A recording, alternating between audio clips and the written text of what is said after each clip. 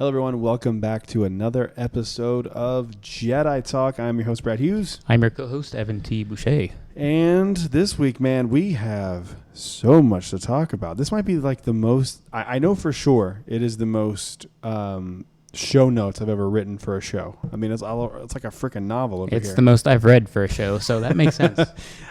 There's so much to talk about. So what we're going to get into today, we're going to talk a little bit about the new Star Wars Squadron that came out. Star Wars Celebration has been canceled. The new From a Certain Point of View book. We're also going to talk Star Wars deleted scenes, and we're going to start talking about our top 10 lightsabers in Star Wars. So there we go. I also just realized that I sent you my top 10, which usually we don't do. Hopefully you don't remember them. I don't actually, so I'll make sure not to look at it. You haven't seen mine, so that's good. That's true. That's good. So why don't we go ahead and jump on into the show, man? Let's do this. First story up here is that Star Wars Jedi Temple Challenge first 2 episodes. Well, the third one now. Yeah. Whatever it is, first 2 it aired. And it's a cool little show. It kind of reminds me of Legends of the Hidden Temple meets Star Wars. Yeah, that's a great way to put it. It's exactly what it feels like to me. And I loved it, man. I had way more fun with it than I thought I would. Here's the tricky thing. We were talking about this when we were watching it together. I don't know if it's considered canon or not. I think maybe characters from it are, and maybe concepts from it are, but in general it's not. Yeah, I mean every individual child who's named Chad and Veronica can't be canon. But is Ahmed Best, who played Jar Jar in the prequels, if you don't know, is playing a Jedi named Kelleran Beck. Mm-hmm. And it's a really great idea. It's just odd to me that it's odd when I say when I say it's odd, I mean it's weird that they have these weird segments that could be canon, and then you have kids running through an obstacle course. Yeah, but it's cool. Yeah, I would be happier if they were none of this is canon. It's just a fun game show. But I guarantee out of the however many millions of people or thousands, however that watch it, only 5% are in the same conversation. Or is this canon? Is this part canon? I feel like not many people actually care. So that's why there's no disclaimer saying this is canon, this isn't canon. But you put it best when we were watching it. You said everything that Disney releases from the purchase on was canon. That's why I'm confused. So that's what makes it confusing. That's why I'm confused. Because it doesn't. I mean, like I said, obviously the kids that are contestants aren't canon. No. But the stories that they tell on the second part is what I'm kind of more talking about. Those could be, but those could also just be fables or legends or. Yeah, but then why would you introduce legends into a show when you're? I don't know. Yeah, I don't know. I know. Well, we're arguing semantics here. It's a fun show. It's been said by Ahmed Best himself, but nobody from Lucasfilm or the story group. But Ahmed has said that his character Kelleran Beck is canon. He has, and he said it's related to a different character in Attack of the Clones that was also played by Ahmed Best. Huh. So not Jar Jar, obviously, but. Oh, God, we can all thank our lucky stars that it's not being hosted by Jar Jar Binks. Yeah. I didn't write down the name of the droid, but do you remember the name of the droid? The little R5? It was I do not. LR5 was next. Yeah, it was LXR5. LXR5? I forget the name of the protocol droid, but she looks very Power Rangers like. Yeah, it doesn't look Star Wars-y to me. No, she's funny sometimes. She's annoying sometimes, but she's very Power Ranger looking. My favorite thing about it was having Sam Witwer be the voice of the dark side. That was great. And one team actually used him. Yeah, and I was, because that was what you and me were talking, no kid's going to do that. Well, no. They did. But have you, it's they're the old Jedi training trials or trials of the temple, whatever they do at studios, and they used to do at Disneyland. Have you seen the video of the kid at Disneyland kneeling to Darth Vader? Yes, I love that video. That's what it's like. I was no kid's going to do that. There's always one kid that's going to do that. Another thing, too, the costumes that the kids wear on the show look identical to the young Padawan that is in the show. The cast member that works for that show. So that was a cool little nod. I don't know they have the same gauntlets, the same vest thing. It's the same exact thing. That's such a cool. That was always a dream. I would have loved to have done that when I worked at Disney. That'd be a great cast member to play. But it would be so hot, dude. Think about how long you're out there with those kids that aren't listening. It's a 20-minute show. And they're not listening at all. Don't hit Vader, and then I'll try to smack him. You're all right, okay. But if you haven't checked it out, it's on YouTube, and I think that's the only place, right? That is the only place. It Star Wars Kids is where it's Star Wars Kids. Check it out. It's a lot of fun. If you like Legends of the Hidden Temple, you'll like the show. Thankfully, comments are disabled, so we don't get people. Oh, I'm so glad they did that. I didn't know that, but I'm so glad. You don't need those stupid-ass kids. Ruining my Star Wars. They're kids, dumbass. All right, next story. This is probably one of the biggest pieces of Star Wars news in a while. Star Wars Squadrons, a new game that was first leaked by Xbox by accident. Did you see all that? Yeah, and I was gonna say this all happened so fast, but it happened so fast because it was an accident. Yeah, they didn't plan it to be 4 days of news. No, but they knocked it out of the park with this. Yeah, it was leaked on their Xbox website, and then the trailer came out like a few days later. Mm-hmm. I think the graphics look fantastic. We finally saw gameplay footage. I saw the video today. Did you see it? Yep, today I saw it. It's awesome. Incredible, dude. It's so good. You can like build up your ship, and like it's like the big thing is like it's going to be teamwork, like how you guys work together. It's like putting together a team. No, my brother does, but I don't. You better He's get one, in dude. Indiana, so you better get one for this. This is gonna be. And I also heard that like there's no microtransactions. Yep, this is which like is EA Sports. Yeah, this is like or not sports, but EA games. This is like their makeup. The game's only going to cost $40. Yeah, which means the story mode itself won't be that long, but that's not what it's for. I don't care about the story of this one, dude. I do because of Battlefront 2. Battlefront 2 That's fair. And like Battlefront 3, is that what I guess it was called? I think so. I'm not sure. I don't do video games. I'm not big on the one them. that had Anniversary, I think it was Battlefront 3. Is that what it's called, babe? Battlefront 3? I don't know. But the game where you play as Anniversary, like the story was so fun. I don't want another game where, because like right now you can play almost that exact type of game without the story in Battlefront. You can just do That's true. Is it Battlefront 2? I'm looking it up. Have fun. Me and Holly are on a diet now, and we've gone 5 days without eating anything other than lean meat and salad, and we've crushed working out. I've been getting up at like early, and going to the gym and working out and doing I did 3 miles today, plus weights, and I'm exhausted. Yeah, Battlefront 2. It's still Battlefront 2? Yeah, 2017. I thought there was another one. That's her first appearance. It was the story. You could download the story mode. That's right. They had an update. That's what it was. Okay, my fault. Yeah, so Battlefront 2 kind of has the same mode already. Yeah. But it's not as in-depth as this one. Yeah, this one you can put together a team. So, like, it's important what you guys choose. It's not like, okay, we got 5 X-Wings and we got 5 TIE Fighters. You can vary it. That's so sick. You can sick. do A-Wings, X-Wings, B-Wings, Y-Wings. Give me that. I need to rewatch the gameplay trailer because I was working while I was doing it. Yeah, I've only seen it once. I should watch it again, too. But and I'm the fact that you can put, like, little bobbleheads on your, like, console. I didn't see that. You didn't see that? Did you see that? I don't think I sent you a picture. I bought a hula girl for the Jeep. For the Jeep? Yeah. Well, you can do that for your X-Wing awesome. like cockpit. You can put a little, like, bobblehead on your cockpit. That's awesome. Yeah. I think it's cool, too, that the story mode you can play as the Empire and the Rebellion. Right. It's a really cool nod. Yep. Or a really cool, addition to gameplay. I think that's pretty sick. There she is. Oh yeah, that's perfect. Dope. Yeah. I love it. I'm excited, man, and yeah, I want to know the story here. I want to know when this takes place. We don't know that yet. And it looks like, thankfully, we're not going to get like the trope of a defector in this. It's going to be you're playing as a Imperial pilot and you're playing as a Republic Rebellion pilot. There's not going to be like this guy defected. Now he's on your side. I'm like so sick that of that happens story. in every story. That and all Jedi's living through Order 66 just keep happening. It's like how many people are going to? I mean, I guess people would defect, but like new story here. Yeah. Anything else to say on Star Wars Squadron? I hope this is as cool as it looks. Yeah. I will say the $40 price tag makes me a little nervous. Well, I think that's just because there's going to be hardly any story, and it's all focused on the multiplayer. You think so? That's what a lot of people have speculated. And, like, it makes sense. Instead of getting, like, 10 hours of gameplay, you only get, like, 4. But wouldn't you rather have a good Star Wars story game than... I don't know if that's the point of this one, is to have a story. But here's the thing. You don't have Xbox. You haven't experienced Battlefront. They have a game that doesn't have story already. People hated that, too, didn't they? Yes, because there's no story. Because there's no story. Yeah.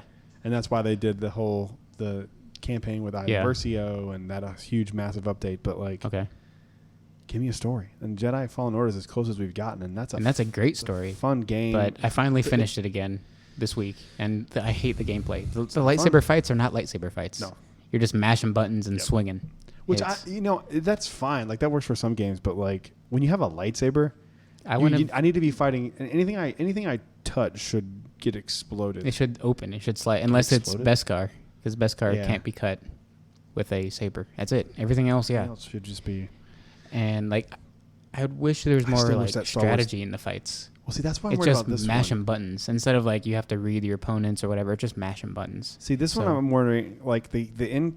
in cockpit flight looks good, and also wanted to say this in the gameplay thing we saw that it's completely playable in VR as well. Oh yeah, which is really tempting for me. The Galaxy's Edge thing was already like, I have to get VR. We didn't talk about that on the show, did we? We talked about it on the Hey Mando thing. Yeah.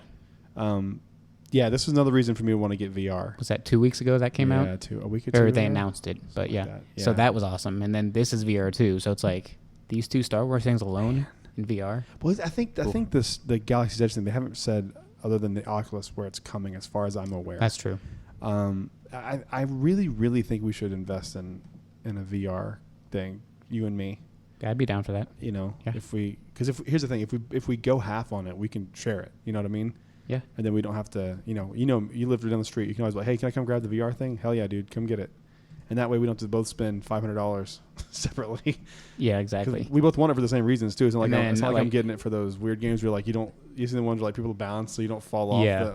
So, eventually you'll probably find those and get into them. There's some good ones. Yeah. And like maybe some horror games too. Horror games are good. Yes, Vader too. Immortals looks so sick. And they're doing more of that too, aren't they?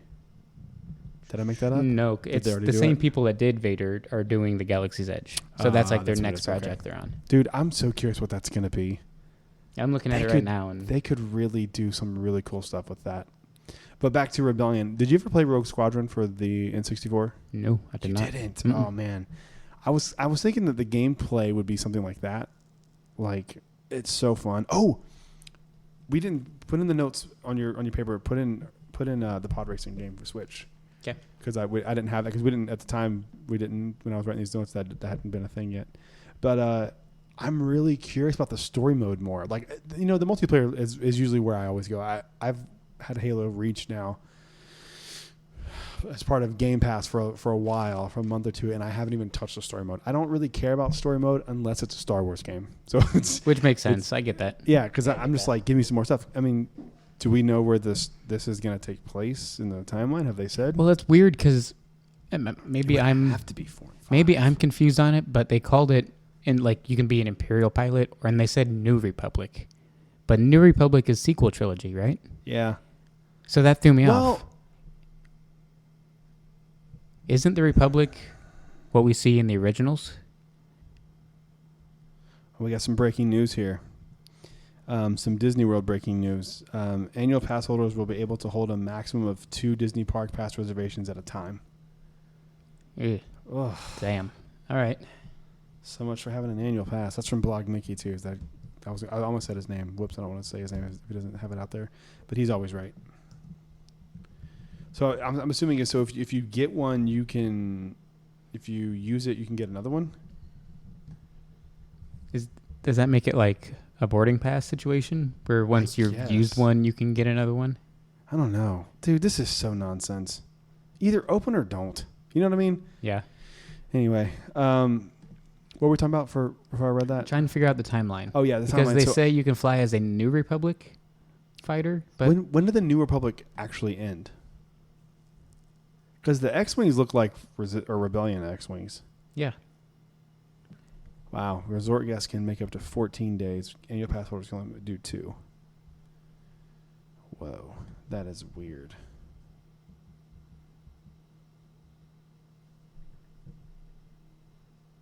I'm just reading about it right now. Yeah, you're good. You're good. Yeah, like the New Republic, also known simply as the Republic. That's what it says here. Is that Wikipedia? Yeah, Wikipedia. Okay. They would know. So I guess the one in the sequels is New Republic, and you can call the one in the originals either New Republic or Republic. Okay. But I was always under the impression that the Rebellion wasn't part of the Republic. No, they're not. They touch on that in Rebels. Like, yeah, so Alderaan, like Bail Organa and Leia help out the Rebels, but they're from Alderaan. And like the ships, like the Tantive 4, that's an Alderaan ship. Yeah. So like it's independent. They're guerrilla. Like they do like a fake like kidnapping situation with Leia, and that's how they get the Tantive 4. Leia's like, make it look like you kidnapped me and stole the ship, and then you can keep the ship and I'll escape. Or quote, escape. Yeah. So the Empire doesn't know what's happening. So it's that same type situation. So weird. I don't know. It looks to me like it's Rebellion. Maybe they misspoke. It's original trilogy. Maybe they misspoke. I don't know. It'd be weird for them to misspeak like that. Yeah. But if it says here that New Republic, also known as Republic, so I guess either way. Either one's fine. But they're not part of the Republic. The Rebellion. I keep saying Rebellion. Or I said it right. The Rebellion isn't part of the New Republic. Yeah, you're right. So they're separate. So they should be called Rebellion pilots, not Republic pilots. Unless it's just something we haven't seen yet in canon. Like closer to episode 3, right before 4. That might be where it is, because Hera's in it. Have you seen, like, Hera's in the trailer? Oh, yeah. And she's up in Rebels. Oh, yeah, you're right. So it's before 4. So it's got to be before 4. Weird. Yeah. Why do they keep going back to that time frame? I don't know. I'm so over it, man. We said it, I think it was on Mando, maybe? Or maybe I've said it for years. Maybe it wasn't on the show. This timeline, but please. The one time, I don't know if there's anything there to go to, but the one timeline we have nothing on is between Phantom Menace and Attack of Clones. Oh, yeah. And 4 and 5. And 5 and 6. The biggest gap of time is 6 obviously and 7. 6 and 7, but yeah. But that one wouldn't be as interesting because, I mean, it actually is most interesting, but I don't think you can make a game based out of it. I still wish the Star Wars 1313 thing got done. That would have been so the Underworld, cool. Coruscant. Yeah. Oh, well. We've talked enough about that, I think. I'm getting it 100% opening, or the day it drops, I will be buying that 100%. Oh, and the Galaxy's Edge one is for no consoles. Yeah, so it would just be like Oculus. Yeah. So weird. I really wish one of these companies like Microsoft or Sony, I know Sony has like a VR component, but I wish they would go full in. Like, I wish the new Xbox was a virtual reality console. Yeah. You know what I mean? Yeah, there's no console out there that's only VR. It's weird. It should be a thing by now. But like, that should be a thing by now. There's only been recently, there's only one Oculus system that you don't have to have a computer for. Really? Yeah. I didn't know that. Oculus, I forget what it's called, but I looked it up the other day, and everything else you have to have like connected to a computer and like graphics cards that are insane. Yeah, one of my buddies from college has one of those, and it's his whole basement. He's got like a whole 20 by 20 square that's just like VR in his basement. That's awesome. So, but it's one of those that he has like a huge computer set up with like 3 screens and like 2 towers. It's not insane. Worth it. That's not. I mean, like, that's insane. I mean, it's worth it if you're into VR. But yeah, like, it is worth it for the stuff that he has, and I've played games with him. It's the Oculus. Oh, I forget what it's called. Oh, that's funny. He just texted me. My buddy that I'm talking about. That's weird. Oculus. Asking me about the Disney stuff because he knows I'm deep in all that Disney news. Yeah, Oculus Quest is what it's called. So it's like $400 from Best Buy. Not bad at all. Not bad at all. It's a 64 gig. I don't know how big the games are, but I'm really only want to get it for the Galaxy's Edge one. Yeah. But yeah, the Oculus Quest is all-in-one VR. It's super cool. All right. Over to some sadder news. Very sad. I think we saw it coming. I was being very hopeful and optimistic, just kind of being positive and hoping it would happen. But Star Wars Celebration has been canceled, and it will not be back until 2022, which that part of it was infuriating.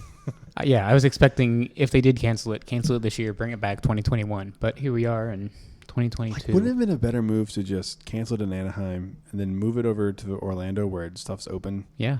And next year? Yeah. I mean, we're biased because we live right down the street. Right, that's why I want You can see the back of the convention center from in front of your apartment complex. Yeah, it's crazy. And that part of the convention center is where the celebration takes place. That's where they would host it? Yeah, it doesn't take place on the other side. It's that side. Okay. So you're right there. You could literally cross I-4 and you're good. Wow. Such a freaking bummer. But next, in 2022, it'll be August 18th through 21st in Anaheim. And I would expect if D23 happens, they would drop some of the stuff that they had planned for this celebration there. They should. Yeah. Makes sense. I mean, I get it. I get it. I guess it's one of those better safe than sorry situations. I mean, it makes sense. Yeah. But I'm just more bummed after, I mean, we'll get to it later probably, but after watching the last episode of Gallery, when they did that section on the Will Row Hood dudes at Celebration, I was like, oh, now I can't get to see that this year. I've never seen that, though. The running of the hoods, whatever they call it. Will Row Hood. The run of the... I don't know. I think they run of the hoods or whatever, but like I've never seen that happen. I feel like they made it seem like a bigger deal in the show than it really is. Okay, maybe it is because I don't know because I've never been there and I was hoping I'd be there this year. So it's like I mean I still have a hotel book. I think what we're gonna do is if things are reopened by then, we're still just gonna go because we have like it's gotten like $300 cheaper since the last time I told you it was cheaper. Like it's insanely cheap for the week in LA. I bet. And Disneyland will be open, so we might just go out there for a Disneyland trip. / LA trip. Plus, I want to go around and like see these old places in Hollywood that like I'm obsessed with. Wearing your belt buckle? I don't. Actually, I ordered it today. I didn't. not that one. I found it. That's the Red Man tobacco one. No. So guys, if you don't know, I am since I'm not on Twitter anymore. I don't know what to talk about. I am like obsessed right now with Once Upon a Time in Hollywood. No joke. We watched it. What was that for Saturday? Friday? No, it was earlier. It was like Sunday. Recently, Saturday? It was in the past week. It was like Saturday. Yeah. Well, Saturday is when I went to the park. What was the thing? So either way, it was Thursday. It was yeah. Thursday. So I saw the movie when it came out, and I've said it before. Quentin Tarantino is my favorite filmmaker. He has been since I saw Pulp Fiction. I love his movies. I've been down a Tarantino rabbit hole this week. I've watched every movie except Kill Bill Volume 2 because I don't really like Kill Bill. It's kind of a little too out there for me. But I appreciate it for what it is. But like, I've just been obsessed with this movie, and like, I love everything about it. Like, the reason it's like I'm so obsessed with it right now is because it's not the movie necessarily that I'm obsessed with. It's got me more interested in the time period. And right. It's not like I watch a movie on loop, but like I'm just, you're good. What's up, bud? She went to the gym. You okay? Yeah. Don't forget to shut your door back here so we don't hear you playing with your marbles. Don't lose your marbles either. Don't lose your marbles, bud. What was I saying? So like there's stuff in the movie that like I go, oh, that's really cool. And you look into it and you're like, wait, what? Like all the commercials that you hear in the movie, like when he's driving in the car, are real commercials that somehow existed through all this time. Yeah, like and somehow they found them. So weird. Like if there's an archive for that, or how does that work? I have no idea because most of the stuff that was done is like on the spot. Yeah, and it's just like super interesting to hear what they're talking about. Like one of the commercials, if you download the soundtrack, which is what I thought was brilliant, that if you download the Once Upon a Time in Hollywood soundtrack, every few songs there's like a commercial that bleeds into the next song. Time period commercial. Yes, time period commercial. Wow. Like it's cool. Like that is cool.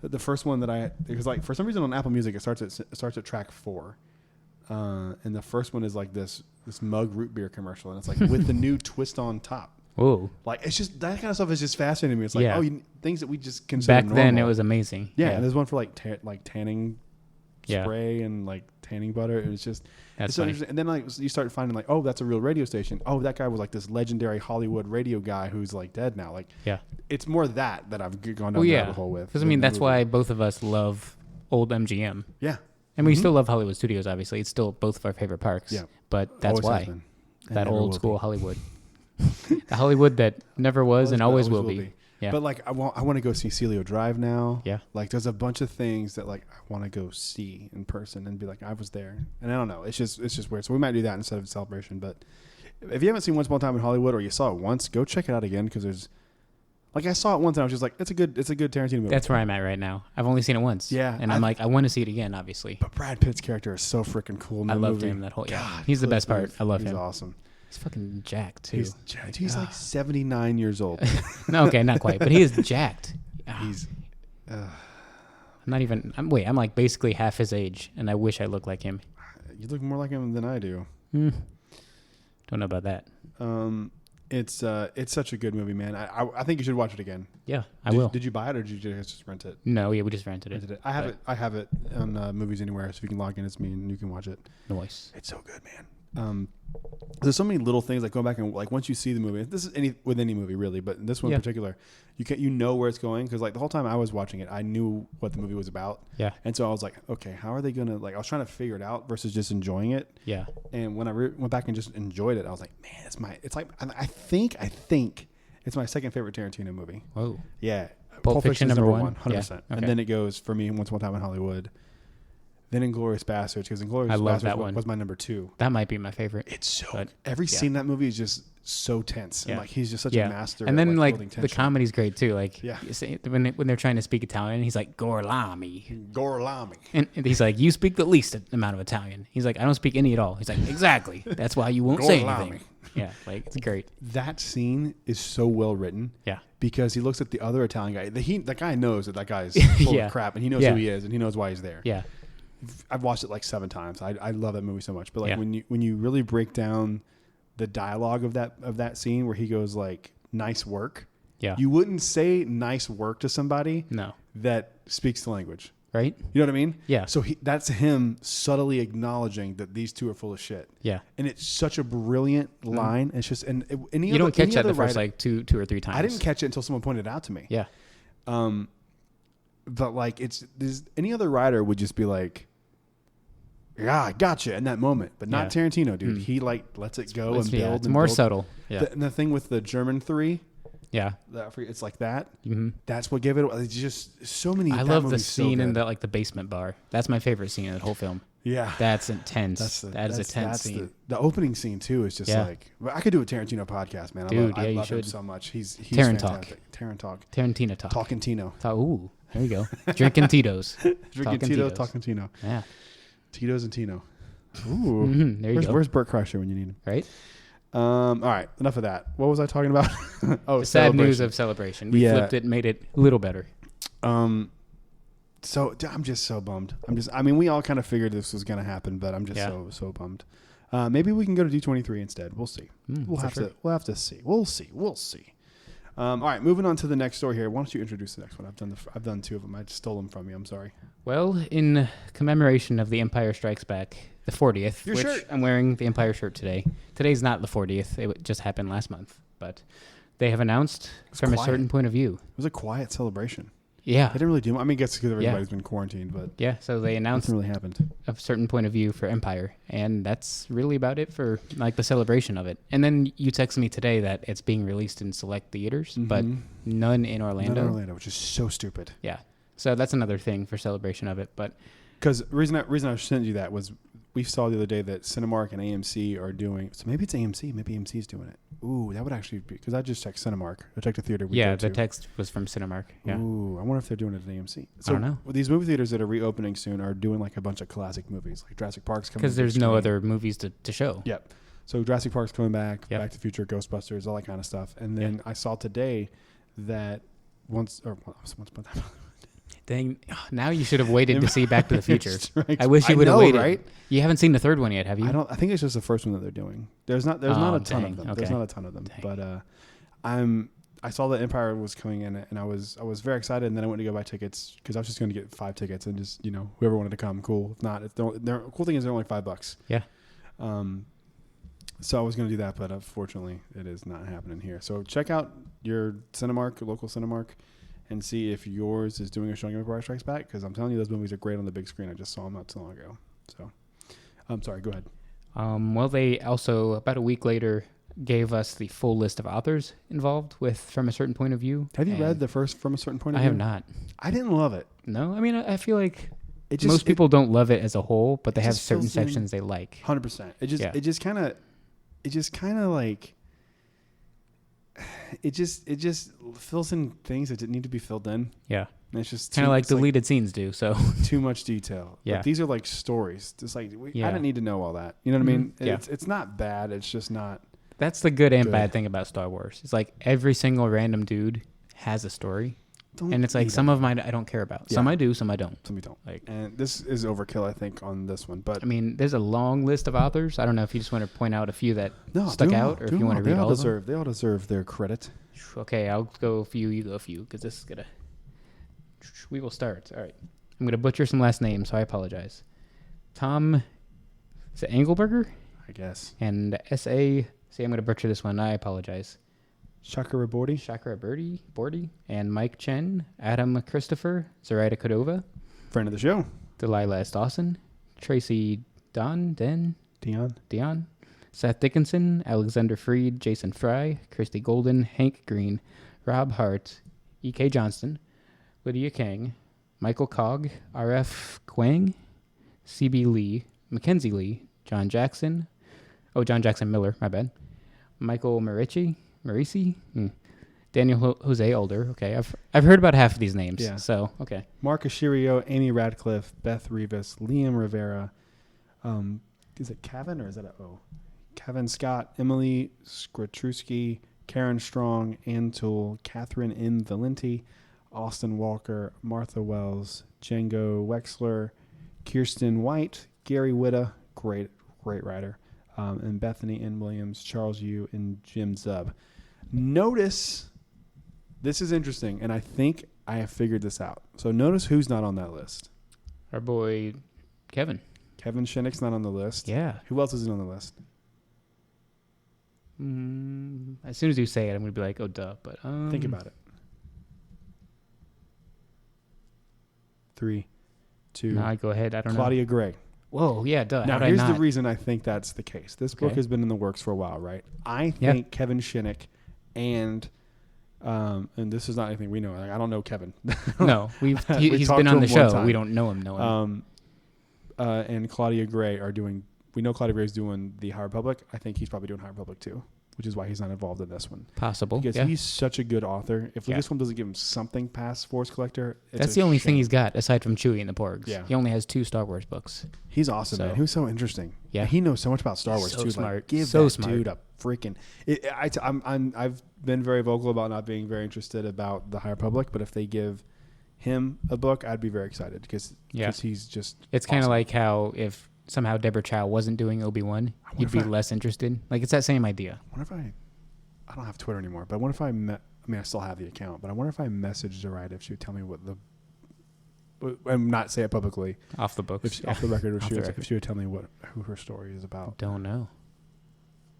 We're both stroking our beard. We are. Like Jedis. We're Jedi. Yeah. I don't really think I'll be rushing to get this one, but there are some really good authors there. I saw E.K. Johnston. Delilah Dawson, Cordova. Yeah. Jose. Older. Yeah. He's not my favorite, but he's good.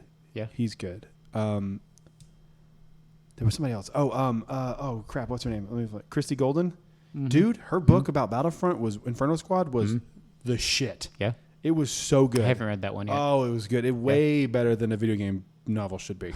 Like, way better than a prequel to a video game should be. It was fantastic. So awesome. I'll get around to it just because I like to be a completist. And, all these little stories will start coming out once this opens. It's like, did you know that this one actually would be kind of cool because you could get, like, some more stuff about why am I blanking on his name? Lobot. Mm-hmm. You could get like a Lobot story. Yeah, we have a little bit of him in a Lando comic. That's really about it, though. That's it. That'd be really cool. Yeah. Now, they did say what a few of the authors will be talking about and writing about. They didn't touch on any of those like big names that we just mentioned. So those are more hush hush, I guess. There's one in here that makes me want to. I just want to be like, see, this is what I'm talking about. Why this? I think I just saw it. Yeah. So go ahead and you read the first one. I guess we'll just go back and forth. Austin Walker will write about Dengar and IG-88, an unlikely and at odds pair of bounty hunters in search of Han Solo. That sounds interesting. It does, but that's like the most common bounty hunter story. I've seen that in a couple comics. Like, that's so common. So who knows? It could be better. But they also have said that Hank Green's story will chronicle the life of a naturalist caring for tauntauns on Hoth. That's one of the ones where I just go, why? Why on earth? Hey, I guess we'll find out why they smell bad on the outside. You know that line's going to be said in this book at least Yep, once. it will. It'll be like, here's why they smell bad on the outside. A lot of people say that they stink when their meat rots, but you should smell them before the meat rots. A lot of people don't get to touch tauntauns, but this guy, Farquaad McGee, gets to hang out with them every... It's so stupid. Yep. Oh, God. I think that's one that annoyed me. I'm trying to read through them. I agree. No, the next one's pretty bad, too. Actually, all these are... None of these are remarkable. Oh, it's like the last one's the one that annoys me to no end. That's the one that bothers me. Yeah, I see it. Tracy, and then we have Tracy Dion's tale is written from the point of view of the cave of evil on Dagobah. The author even revealed on Twitter that they allowed her to get really weird and dark. That sounds really interesting. That could either go the way of like the stupid weird stuff in Clone Wars, or it could go as like interesting, cool, weird. Yeah, like. Thoughtful, I don't know. Weird. It depends on how it's put, but that one's interesting. The other ones I just go like, what? Yeah. God, a naturalist caring for tauntauns living on Hoth. What in the crap? I forgot that was a thing. I think I blocked that out. All right, read the next one because I don't know if I can. No, that's actually not the bad one. Martha Wells will explore the world of the Ugnaught clans who dwell in the depths of Cloud City. Interesting. So we got a little bit of that possibly from Quill in The Mandalorian. Yeah, how he was an indentured servant. Sounds good to me. Those guys might be indentured servants. To Lando, like paying off some debt or something. Yeah. That'd be interesting. Yeah, okay. I can get into that one. Bad. That one's not bad. Yeah, I can get into that one. This is one that makes me want to punch myself in the fucking head. It's the wording of it that makes it even stupider to me. God. All right. And I'm sure Mark is a good writer and all that. Yeah. But Mark Oshirio tells the tragic story of the Wampa's loss and survival. So it lived after Luke cut his arm off.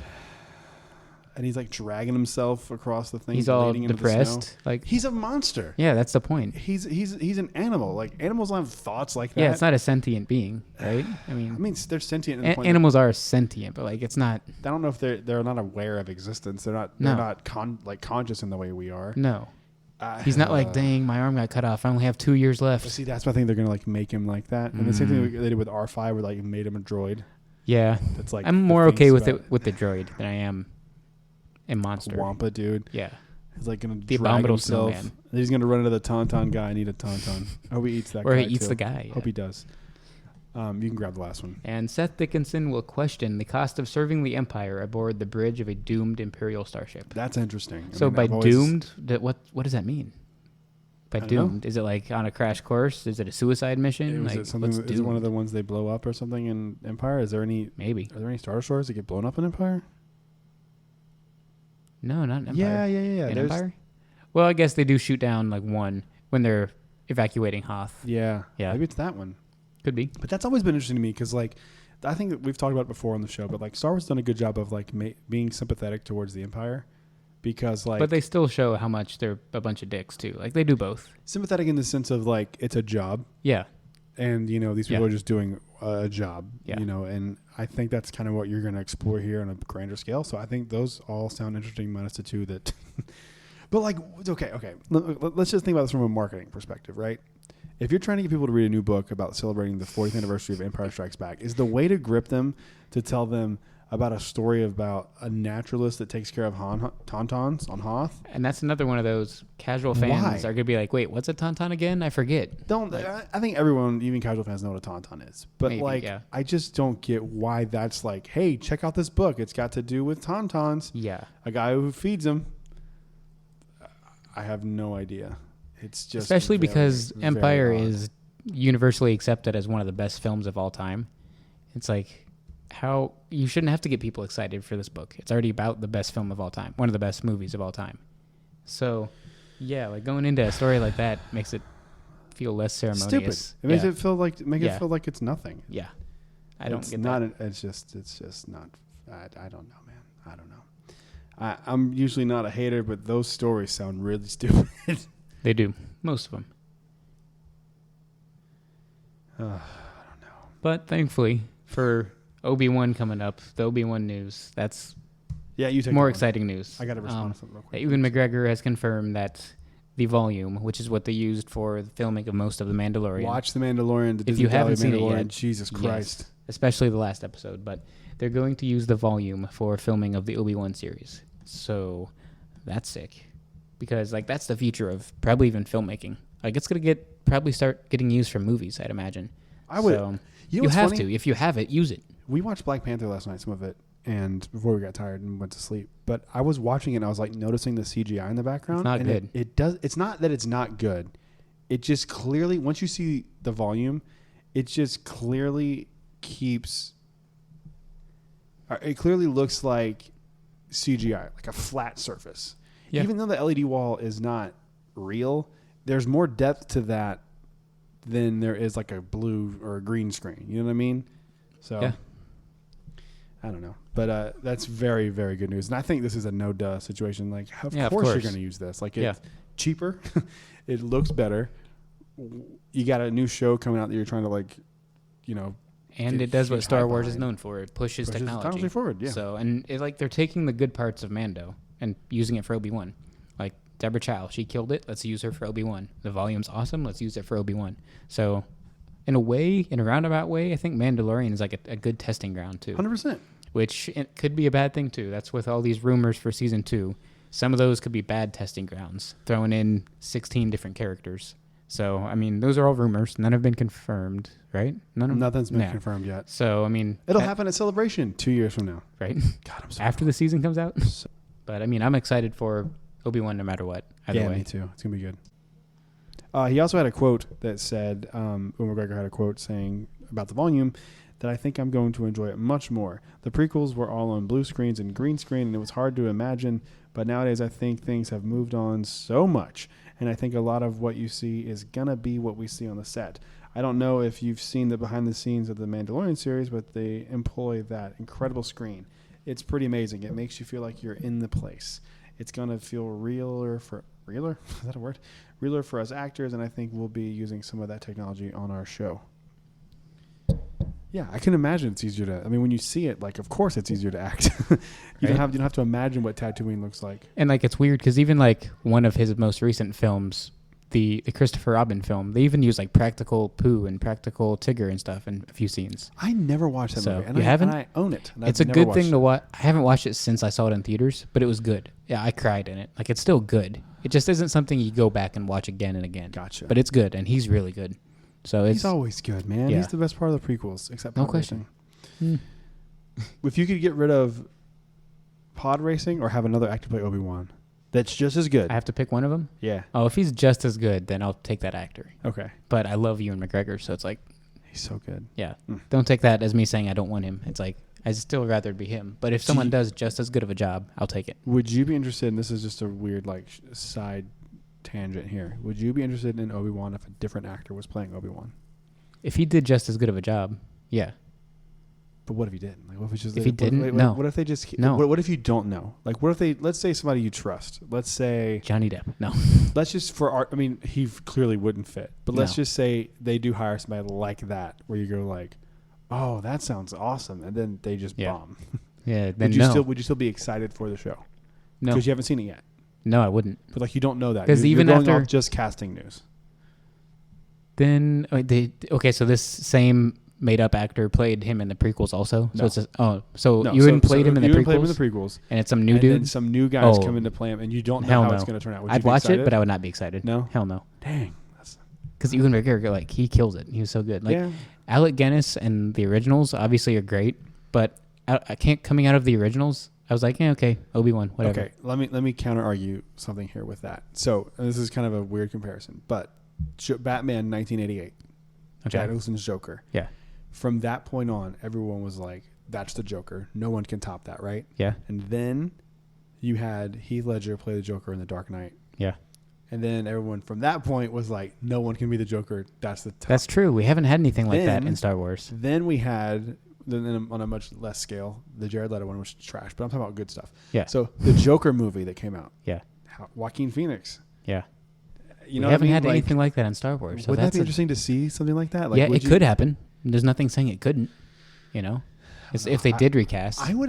Okay, I wouldn't be stoked. I'm telling you in reality right now, if that news came out, what I would be saying on this podcast 100% is going, don't bother if it's not Ewan McGregor. Yeah. But when I'm looking at it from a different perspective, like that, it does have a chance to be good. It could be, but I would still not be interested. I would watch it and not be excited, but it could turn out to be awesome. Yeah. Who knows? It doesn't matter. We got Ewan McGregor. We have Obi-Wan. So yeah, odd conversation to have. Speaking of odd conversations, I wanted to hear what you thought about Universal. So tell everyone what happened. Okay, so we went to celebrate Erica's birthday this weekend. Happy birthday.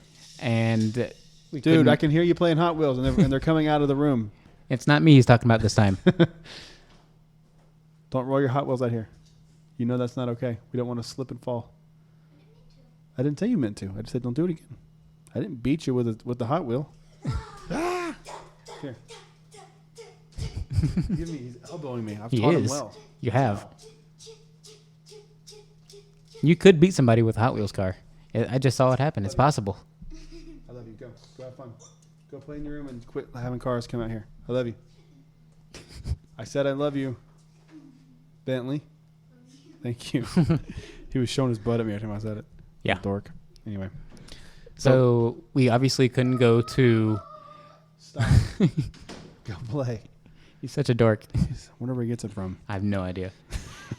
So we couldn't go to any Disney parks, obviously, because they're closed. So next best thing, Universal opened up. And I'd never been to Universal. The D student of theme parks. Right? I'd never been to Universal. No, it's like the C plus student. Yeah. SeaWorld's the D student. Ooh.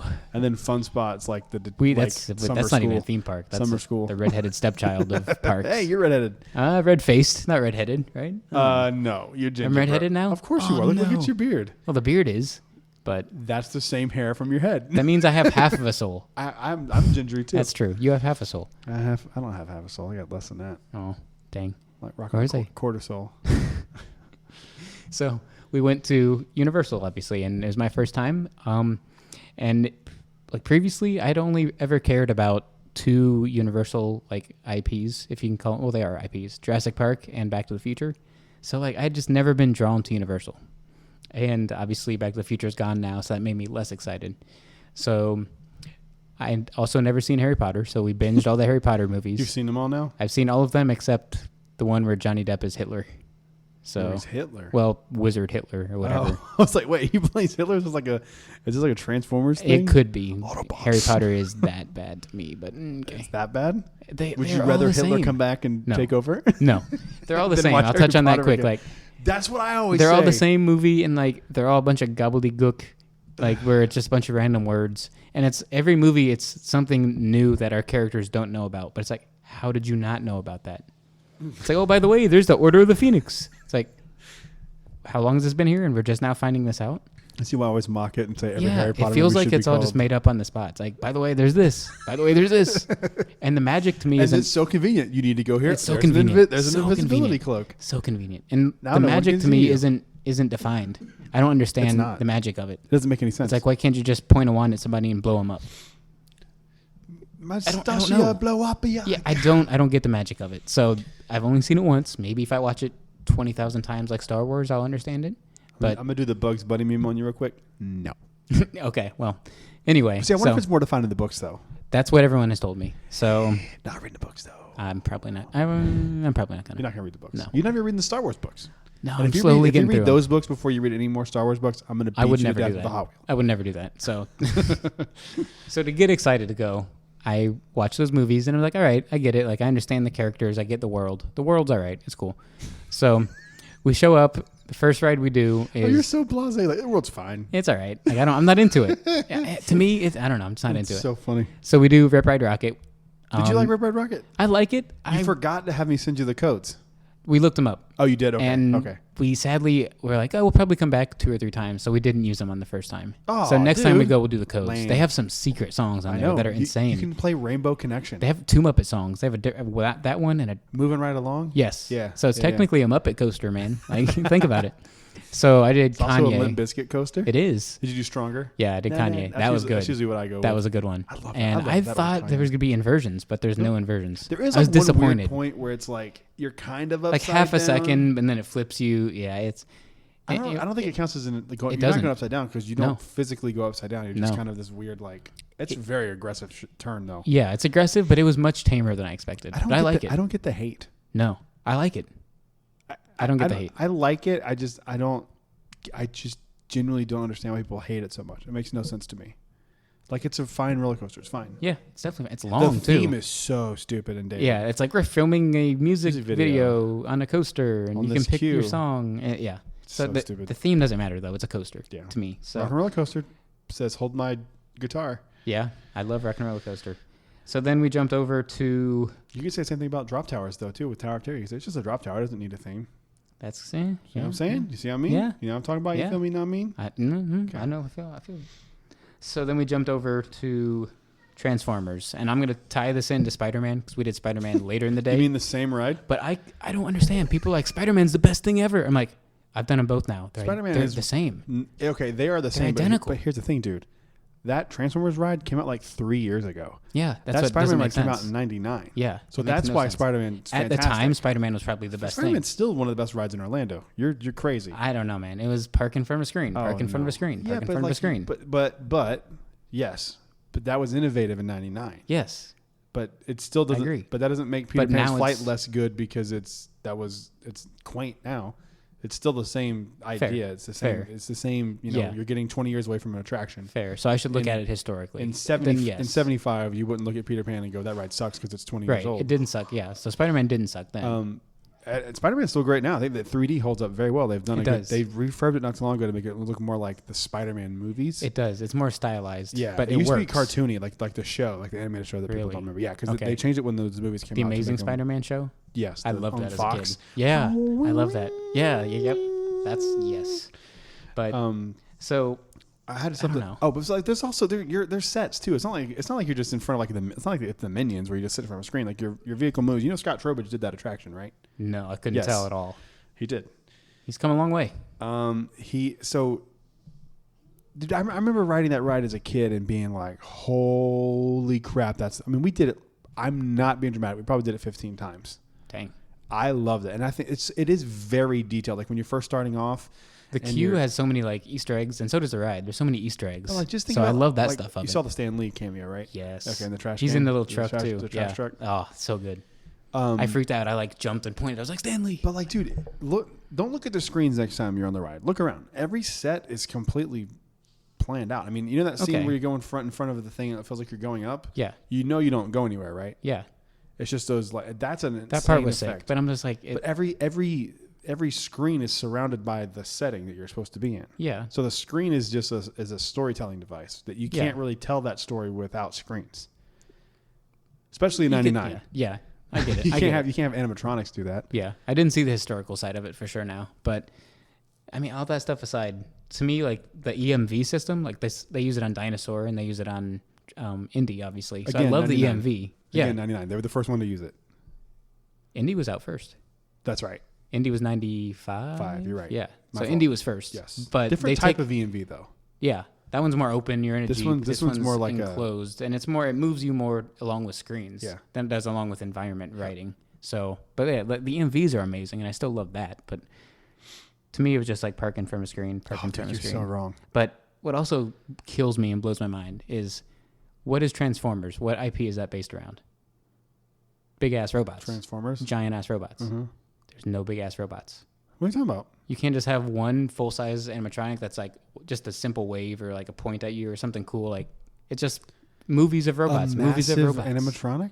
Yeah. They have it on the building. I mean, he's not an animatronic. He doesn't move. He just stands there. You know how expensive it would be to build a giant one animatronic that moves and then breaks down 3 weeks later? And the Yeti. But that had way more sophisticated movement. Are you talking about like a full to scale Optimus Prime? Yeah. And just have his head move. Just have his arm move. That would be like 100 feet tall, right? Those things are huge. Or use force perspective. Put him a little bit further back, but make him look full scale. Like, do something. That wouldn't fit with the ride. Well, not the current ride, because the current ride sucks. I'm saying make it good. I'm not defending the ride. Let's be very clear. I'm saying it sucks, and it shouldn't suck. They literally, well, they have that thing at the end with, what's the bad Megatron? Guy? Megatron. Where you it doesn't move at all, though. He's just sitting there. He's dying. Yeah. That's their cop-out. That's it's still like, look, here's our giant robot. Yeah, but that's still pretty sick to see that in person. That's cool, but it could have been so much cooler. The ride could have been cooler in general, but it's based on giant robots. Give me one giant robot. I'm not even. Why am I feel like I'm defending this ride? You're not. I don't think you are. No, you're not defending it. You're just trying to like say what it is. It's not a good ride. No. But if you think that's bad, Fast and Furious. I didn't get to do Fast and Furious. I'm so upset that you didn't get to ride it. I didn't either. But anyhow, we'll move on. So like Transformers to me blows my mind. There's no giant robots. Hate it. Just hate it. Like, I don't know. That'd be like the next thing. Going to Jurassic Park and not having any dinosaurs. Can you imagine? Yeah, but that's such a different thing. Like, but it's easy to put an animatronic dinosaur. Jurassic Park, like I said, and Back to the Future were the things I always wanted to do as a kid. Those are like the only two Universal attractions that I said I have to ride that. And Back to the Future is gone, sadly, but Jurassic Park's still there. And the Simpsons ride's fun. Okay, I love the Simpsons. I didn't get to do that, so I'm hoping next time. But Jurassic Park, to me, I think it deserves better. It's one of the best movies of all time, just the first movie, not the 10 other ones. Oh, God, and it has 2 great books. The books are amazing. So, like, Jurassic Park. Read the books? Yes. Really? Like 30 times. Really? Yes. Michael Crichton's my favorite author. Really? Yeah. I need to read them then. I know they're good, obviously, but, like, I never read them. All of his books are insane. They're all sci-fi thrillers, like, yeah. So I've always wanted to go to Jurassic Park, and to me right now it feels like an afterthought. It's almost like Harry Potter's crashing in on one side, and then like King Kong's wedged in on the other side. To me, it was like it deserves better. I feel like I've obviously missed its prime. Well, so it's gonna get its roller coaster, but I don't even like that because it's like there's no roller coasters in Jurassic Park. I will tell you the most Jurassic Parky ride you weren't able to ride because you didn't have a kid with you. Those Pteranodon flyers, whatever they're called. Yeah. Awesome. I've always wanted to do that, but we'll take Bentley. Sweet. We're gonna get him an annual pass, and he's perfectly know how to let you go ride it with him because it's sweet.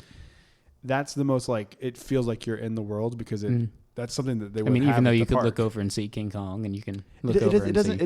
It doesn't feel as weird as you think it would. I mean, you can see the park too, but like at a certain point when you're doing something that high up, like it is what it is. It's gonna happen. It's gonna happen. You can see all of Disney from Tower of Terror. Exactly. And you can see even more of it from Summit Plummet. You know. Yeah. You can see the entire property from Summit Plummet. So like, you have to like I don't get as bothered by sight lines as when they're egregious. Yes. Yeah. But like stuff like that, like you're on a ride, like. Mm-hmm. What do you want? Trees that are 500 feet everywhere? Like that's not. Then you'd safe. Be seeing nothing but trees, and it would be dumb. So yeah. Did you ride Kong? No, didn't do Kong. You didn't miss much. So Universal is the screen park. It just is for the most part. Yeah. Instead of a theme park, it should be screen park. A screen park. So for the most part, yeah. But the T-Rex animatronic is still awesome. It's still one of the best things I've seen. I love the animatronics so much. It's good. Like, can you imagine if that wasn't on that ride? That ride would be pointless. Why am I here? It would not feel right. Yeah, it'd be. Yeah. So I got to see that, thankfully, and that is still one of my favorite animatronics.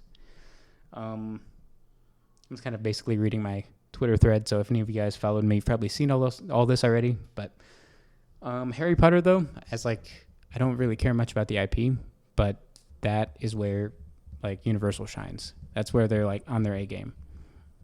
Obviously, what's it called? The 10 years old part that just turned 10 years old. Hogsmeade, yep. That, obviously, because it's 10 years old, isn't as good as Diagon Alley, but it's okay. Like, Diagon Alley, though, I could go spend 4 hours, 5 hours in there. And I don't even like Harry Potter. That's what's insane. Mm-hmm. And I felt like I tried to put my mindset, I'm like, this is probably what the people feel like that don't like Star Wars when they're in Galaxy's Edge. I used to remember walking around that place and be like, one day I'm going to be able to feel Star like Wars these version other people of this. feel in Star Wars. Yeah, so that's what I felt like. I'm like, I hope that this is the people feel in Galaxy's Edge. We're like, I don't care about Star Wars, but this is cool. Because I'm like, I don't care about Harry Potter, but this is cool. And like the theme park nerd side of my brain went crazy because I'm like, they have a fake train bridge that goes over one section and train sound effects play as if it's going over the bridge.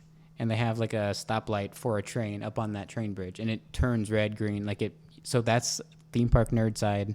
And like the fact that the buildings, they all kind of lean inward as they go up, which is also a Harry Potter aesthetic, but it keeps the whole alley shaded. Like Diagon Alley has that section where it's basically just all shade. Mm-hmm. It's all cement and like rock work. So it's all like 5 degrees cooler inside than it is in the park elsewhere. So I'm like, that was really kind of like, I don't know, the theme park nerd side of my brain was amazed by it. And how it just felt like bustling. It felt alive and felt lived in. So I really love Diagon Alley. And even like Gringotts, there's some obviously screens and stuff on that too, but the sets in that were amazing. And Gringotts, like at one point you're going on your track and you look above you and there's another track above you. And I'm like, do we go up there at some point? I know. I thought you that don't too go up there. It's just they built a track. They built it to look just because they wanted it to look right. Yeah, and I caught myself on that one for some reason, not watching the screens. I was looking at sets, and there's a point where. Problem with Spider-Man, the screens are so big. It's they command and they literally park you in the middle. Yeah. So you don't. I mean, I barely really look at the screens anymore. I mean, we wrote it like a few days ago, and I just remember being like, God, this thing is so big. Like, yeah. Like the part where you're looking down at the buildings, and that one scene, the facades are like that perspective as well. It's really cool. I love Spider-Man. There was one on Gringotts. I was just looking around at the sets, and that's when the villain, he has a snake that jumps at you, and I'm terrified of snakes. So I'm looking around at the sets, and I looked at the wrong time, right when the snake was jumping at us. So that made it even more terrifying to me. But that's how cool the sets were. I was focused on them. And then going over to Hogsmeade, we took the train, the express, and that's just a genius idea in itself. That almost makes park hopping like a necessity. You have to do it. So yeah, 100%. Have you done that, the express? Oh, of course. Yeah. And going there and going back are two different. I only got to see one way from Diagon Alley to Hogsmeade. So, but yeah, that's a necessity almost to do. You have to park hop by that mode of transportation. Mm-hmm. So yeah, the castle though, from one specific angle, Hogwarts Castle looks amazing and looks incredible. But any other angle, the forced perspective kind of falls apart. If you ask me, especially you have to walk from where up, and what side, what part of looking at the Hogwarts Castle. If you're not looking at the straight on shot of it, wait, it are you talking about by the bridge or no? Looking straight on at Hogwarts coming Castle. You're walking through that. Oh, I'm showing a picture here. That angle, dead on, looks amazing and perfect. The bridge doesn't look bad. No, from this it all looks good. But then it's if you get around the side of it, or when you're going up into the attraction, it starts falling apart. The closer, because you're going to the castle. I wish they could have made the entrance somewhere else, so it wasn't as bad. But the first perspective on the castle falls apart from certain angles to me, but that's all first perspective, you know. It does that even like in Avatar when you're going through the line for Flight of Passage. The closer you get to like the fake waterfalls and facade, the more that falls apart too. Yep. So that's just how first perspective is going to work. The worst example, obviously, is the castle, Beauty and the Beast castle. Oh my gosh. Ugh. Yeah. Be Our Guest. That sounds castle. Yeah. That only looks good from like one spot in the whole park. And even there, it doesn't look good. Yeah. Okay. And then had some butterbeer. Butterbeer was amazing. I don't know how to describe it. It's cream such a weird soda with butterscotch. I've made homemade butterbeer, yeah? and it's right on. Damn close. Man, that was so good. I could drink it. I wish they had an alcoholic version though. I wish I had both. I know. They should just do both. It's not. Did you know you can't order without the foam? They won't let you order it. I've asked before. I was like, what if I didn't want the foam? They're like, then you don't get a butterbeer. And I was like, what if I'm allergic? They go, sorry. Dang. J.K. Rowling has like final say, and if you don't have that, it's not a butterbeer. Maybe she said no alcohol. Maybe that's why. I'm sure. Dang, just make two. So there's two versions of milk. What do you hate? On the two. They're making enough money. Yeah. Just charge. What they did was they just took a non-alcoholic drink and charged alcoholic prices for it. Yeah. So smart. You're getting everybody. But like Forbidden Journey, that's probably my first or second favorite ride in all of Universal. Told you that ride's. I think that up until Rise of the Resistance came out, I think that was the best theme park attraction in the world. I don't know why no one is talking about it that much. They're all like, Gringotts or Hagrid's. I'm like, no, I think Forbidden Journey is the best because it has animatronics. Like the animatronic dragon is incredible, and you're like 2 feet from it. It's like right up in your face. Right in your face. It's scary. And then like there's the ghost-looking guys. Those are animatronics, and obviously the ride system's insane. And then it has like a Soarin' and like Flight of Passage section. But like I think the projection itself needs updated. It's starting to look a little dated. But yeah. Aside from that, that's my only complaint with that ride. Is like the screens need updated. It's one of those things where it's like I don't even know if it's the screen. It's that projector's been on for 10 years. I think it's the projector. Yeah, it's not the screen. Yeah, they need to put a new bulb visualize that film or something. Yeah, but that is the best ride. I love that. Someone else needs to do that ride animatronic, or Universal needs to do it again. Like that ride system needs to be used. It's really cool, and it's cool because you can use it for multiple things. Like you can use it. Do you know how that ride works? Like how insane it is? Where like you can't see any other vehicles. Do you know I tried to sit and figure it out, but I'm like I can't see anything. So the way it works is I know it's a Kuka arm on a coaster, right? On a track. Yeah. And so like when you're going through those scenes where you have like the screen. Yeah. It's timed perfectly, so those things are on like a carousel, like a rotating that's carousel. What Horizons had a section in. I don't remember Horizons at all. Okay, I've heard, but like so it just the bench and that are timed up perfectly, and then boom, you're off into reality again. It's such an amazing. That's incredible. I think it's one of the greatest. We need more rides like that of all time. In any park. I don't care who it is. They need to make more of those type attractions. And actually, we got lucky enough to do Hagrid's twice. With their like reservation system, and it was simple. You just get on the app and you search a time, and you can select a time if they have them. It was I don't know. It was very easy. It wasn't a boarding group. It was easier to get than that. Obviously, we did twice, and we did both seats. So I did the sidecar the first time, and then the motorcycle seat the second time. And there's no question, the motorcycle seat is much better. Much better. 100%. Yeah. I can't fit in the other one. I'm too tall. Really? Like, my legs don't. I get it because I barely fit, and I'm only 5'11". So I rough. get that. I get that. But it's insane. I make Holly sit in there all the time. The launch portions were the best part by far. I loved every single launch portion. And dude, they're so fast. And that part where you're going up, especially if you don't know. I didn't know that was even there. Oh, Jesus. I didn't even hear about that. I knew there was launches, and I knew there was a drop, but I didn't know there was a go straight up and then go backwards. That was sick. But the drop wasn't as intense as I expected. So I guess, I don't know if that's good or bad, but the launches were awesome. It's a family coaster. Yeah, and the bank turns were awesome. I wouldn't want it in Galaxy's Edge because it wouldn't fit theming, but I wish they would do by Star Tours or something, like an indoor speeder bike roller coaster like that. I've said that. Because I don't want it in Galaxy's Edge. Me and Josh did a show. Maybe I might have even been before Josh. Me and somebody did a show. Maybe it was by myself. I feel like it was Josh. Did a show where we talked about what our versions of Galaxy's Edge would be. Yeah. And mine had a ride like that, but I used a Tron cycle. Okay, yeah. Bike, but through. I'm glad we're going to get one in Disney now, but I wouldn't want it in Galaxy's Edge because then you'd have exposed track. And to me, I don't want that in my canon land. Yeah, I'm with you. But if they would build it next to Star Tours or something, I'd be in. Because that's when I was on the motorcycle seat on Hagrid's. That's what I was picturing in my brain, zipping through Endor on a speeder bike. Mm-hmm. Like, it was so much fun. I was like getting into it and like leaning into turns and like doing a bunch of stupid, like childish, But whatever. It's a roller coaster. You're there for stupid, childish wonder. I think that covers everything though. But yeah, So what are your overall thoughts? It's a fun, well, obviously it's fun. It's a theme park, but like it's a fun experience, and like I'm gonna end up getting an annual pass at some point. It's just that there's certain parts I like better than other parts, but there's no place, maybe except from Diagon Alley, that I could just go hang out in. What about Volcano Bay? We haven't got there yet. Perfect. Okay, we'll get there. We'll get there now. So Volcano Bay, we went on Monday, and it's a little bit of a hassle to get to. Oh, it's a pain. It's the Magic Kingdom of Universal. It is, yes. It definitely is.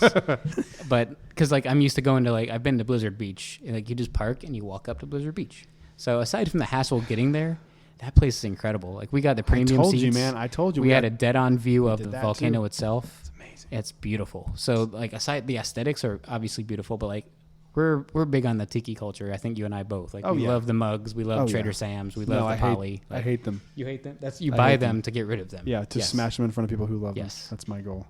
So, like, the theming and the aesthetics are amazing of it. I love all of that. And, like, they even gave it all a backstory. There's history to it all. If you haven't read up on that, it's a good little, like, Polynesian folktale. It's kind of interesting. It's cool. But a lot of it was innovative, too. Like, we walked through the volcano and did a lot of the interactive stuff with the Tapu Tapus. So that was fun seeing that. But I think the two things I loved the most were the Aqua Coaster, Krakatau, is that what it's called? I don't know. The coaster. Those names are like impossible to remember. All of them are named weird, like Polynesian names. No, I think she's working, bud. Yeah. Because I've done one other aqua coaster, and it was like 10 years ago. So that was like back when they were relatively new. And that one was just like a bone breaker. It was like the Space Mountain of water coasters. So I was a little bit cautious going into this one, but this one is so smooth. You can't tell where the conveyor belt is that launches you up and the water jets that launch you up. You can't tell. It's awesome. It's so smooth. We did that twice, but I could have done it 10 times. And then I think we did it twice too. Not Lazy River, but like they're sped up. It's not called Crazy River, but it should be Crazy River. Yeah. The Rapids River, whatever it is, that is awesome. I don't know how no one's ever thought of it until now, but I could sit in that. We did like 3 laps in it. I could sit in that for like 20 minutes. If it wasn't, it's actually like a workout to be in that. It is, like, definitely. It's so weird. It's like somewhat relaxing, but it's also like it's a workout. It's weird, but I loved it. So, I mean, that and the Lazy River were also like 2 things I loved, but we spent probably as much time out of the water as we did in it, just lounging at the premium seats with the awesome music playing in the background. All right, we get it. You got premium seats. Like, Jesus, quit rubbing it in. I'm telling you, that's the way to go, people. No, I'm telling you, I've done it too. Because you get a locker. You get a locker, and it's only like, it was only like $50. Yeah, it's great. It's much better than having a tiny locker shoved at the Plus front. You get your own server. Yeah, it's worth it. People do it. I'm sure it was even better when there was no one there. I'm cheap and broke, and I'm saying do it. So, yeah, definitely do it. We're all cheap and broke. Actually, I'm not cheap. I'm irresponsible. But I wish it wasn't true, but it is. So I'm excited to get an annual pass so I can go back. I'll go probably Volcano Bay just as much as I do Universal itself. Yeah. Which is going to be weird because I'm not a huge water park guy, but I'll go there probably once or twice a month. See, I thought for sure you'd love Volcano Bay, and I thought you'd be about Universal. I think I'm pretty. That was my prediction. I'm pretty on a step above because I'm still going to go to the parks once I get my annual pass. So yeah, I'm just shocked that I liked all of it as much as I did. All right, moving on. Had to stop there for a second, but moving on to our second to last segment here, and this is something I've been wanting to do for a while. I've had this list prepared and ready to go for a long time. We've been teasing it for a while too. Like even on Twitter, I've had people ask me like, "What are your top 10 sabers?" I'm like, "Wait for it, it's coming." Trust us. We'll let you know. Now we can tell you. Now we can do. So what we're gonna do is we're gonna go from 10 to 1, so least favorite to most favorite, and then we're gonna you start or I start, and then we'll just alternate up to number 1. I'm sure we'll have some overlap, but I think this would be a fun thing to do because sabers are so fun, and I think you can like tell a lot about a person about what their favorite lightsabers are. Yeah. So, starting with that, I'm gonna let you go first. You give me your number 10. Number 10. And why? Ooh, okay, why? All right. Tell us what it is first, and then so it'd be like blank, and then here's why. My number 10 because there's no variation between the users of these sabers are the Grand Inquisitors / All Inquisitors saber. Nice. They don't have any unifying factors. They're all the same saber. So I can't say which specific Inquisitor, obviously, but the Inquisitor saber. Is your favorite part about it they can fly with them? I hate that part. That's the only part I hate, how they use them as helicopter blades. Back. It's so stupid. They're not helicopter blades. Hate it. But aside from that, I love just like the... It's like a... It's like how dumb it would have been to see Vader do that. Right? That's what I'm saying. Can you imagine that? Like it's so Luke, dumb. I'll be back. That's so dumb. So stupid. So I get why you don't like it. That's the only part I don't like. I love how like it has that circular protection around like the grip. I like that. And I like how it can transform essentially from one blade to two. Mm-hmm. And like the circular protection like flips outwards and like wraps around the hilt. It's pretty sick. I don't know how it works if the kyber crystal's in the center of the hilt and then the blade themselves are spinning around that. I don't know how that functions, so I'm not going to like get too into the science of it because it's Star Wars. Like you can't get in the science of it. Right, yeah. But yeah, like I still love the design. They're very unique. All right, yeah, that's a good way to start off. I wouldn't have even thought about that one. And also while you were saying that, I was sitting there going like, man, I really should have put Ezra's on mine because I don't like it. It is unique, but I don't like it. It's cool. Yeah, I don't know if it's my favorite, but it's a unique one. My number 10 is very recent. It is from The Rise of Skywalker, and I'm talking about Rey's yellow lightsaber. Dude, Ooh. That thing is the realness. It is so friggin' sick. The design of it is so cool. The way she turns it on is unique. The fact that it's yellow is my favorite. I love yellow lightsabers. That's the only one we've seen in a movie. It's the only one we've seen in live action. Even. Live action at all.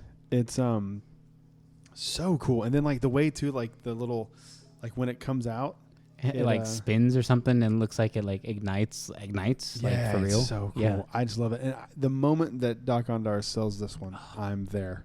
Well, you're going to have to be because it'll be gone. It's going to be. So, I think that like they really should consider doing that. Like, that's such a cool lightsaber. Yeah.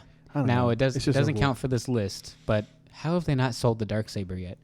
I don't know. Especially if you've watched the last Mando gallery. I bet you it's coming. You've seen the physical Darksaber. They probably They probably did the same thing with all the Mando merch that they didn't want to do. Makes sense. Just didn't want it out like this is coming. Yeah. Like, well, why is this coming? Because if they sold that at Doc's, I'd buy one. Everybody would buy 100%. one. Yeah. I think it's so sick. That thing would be sold. I guess also the katana style blade would be kind of hard to do with that type of. They've done it for the show. I mean, obviously it's a bigger budget. It's a prop, but if you can do it for a show, do it for Doc's. I just don't know how that would work. You'd have to buy like.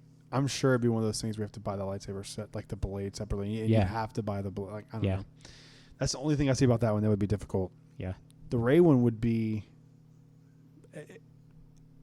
I think even though there's one on my list there's two on my list that don't exist. Well, there's a few on my list that don't exist yet.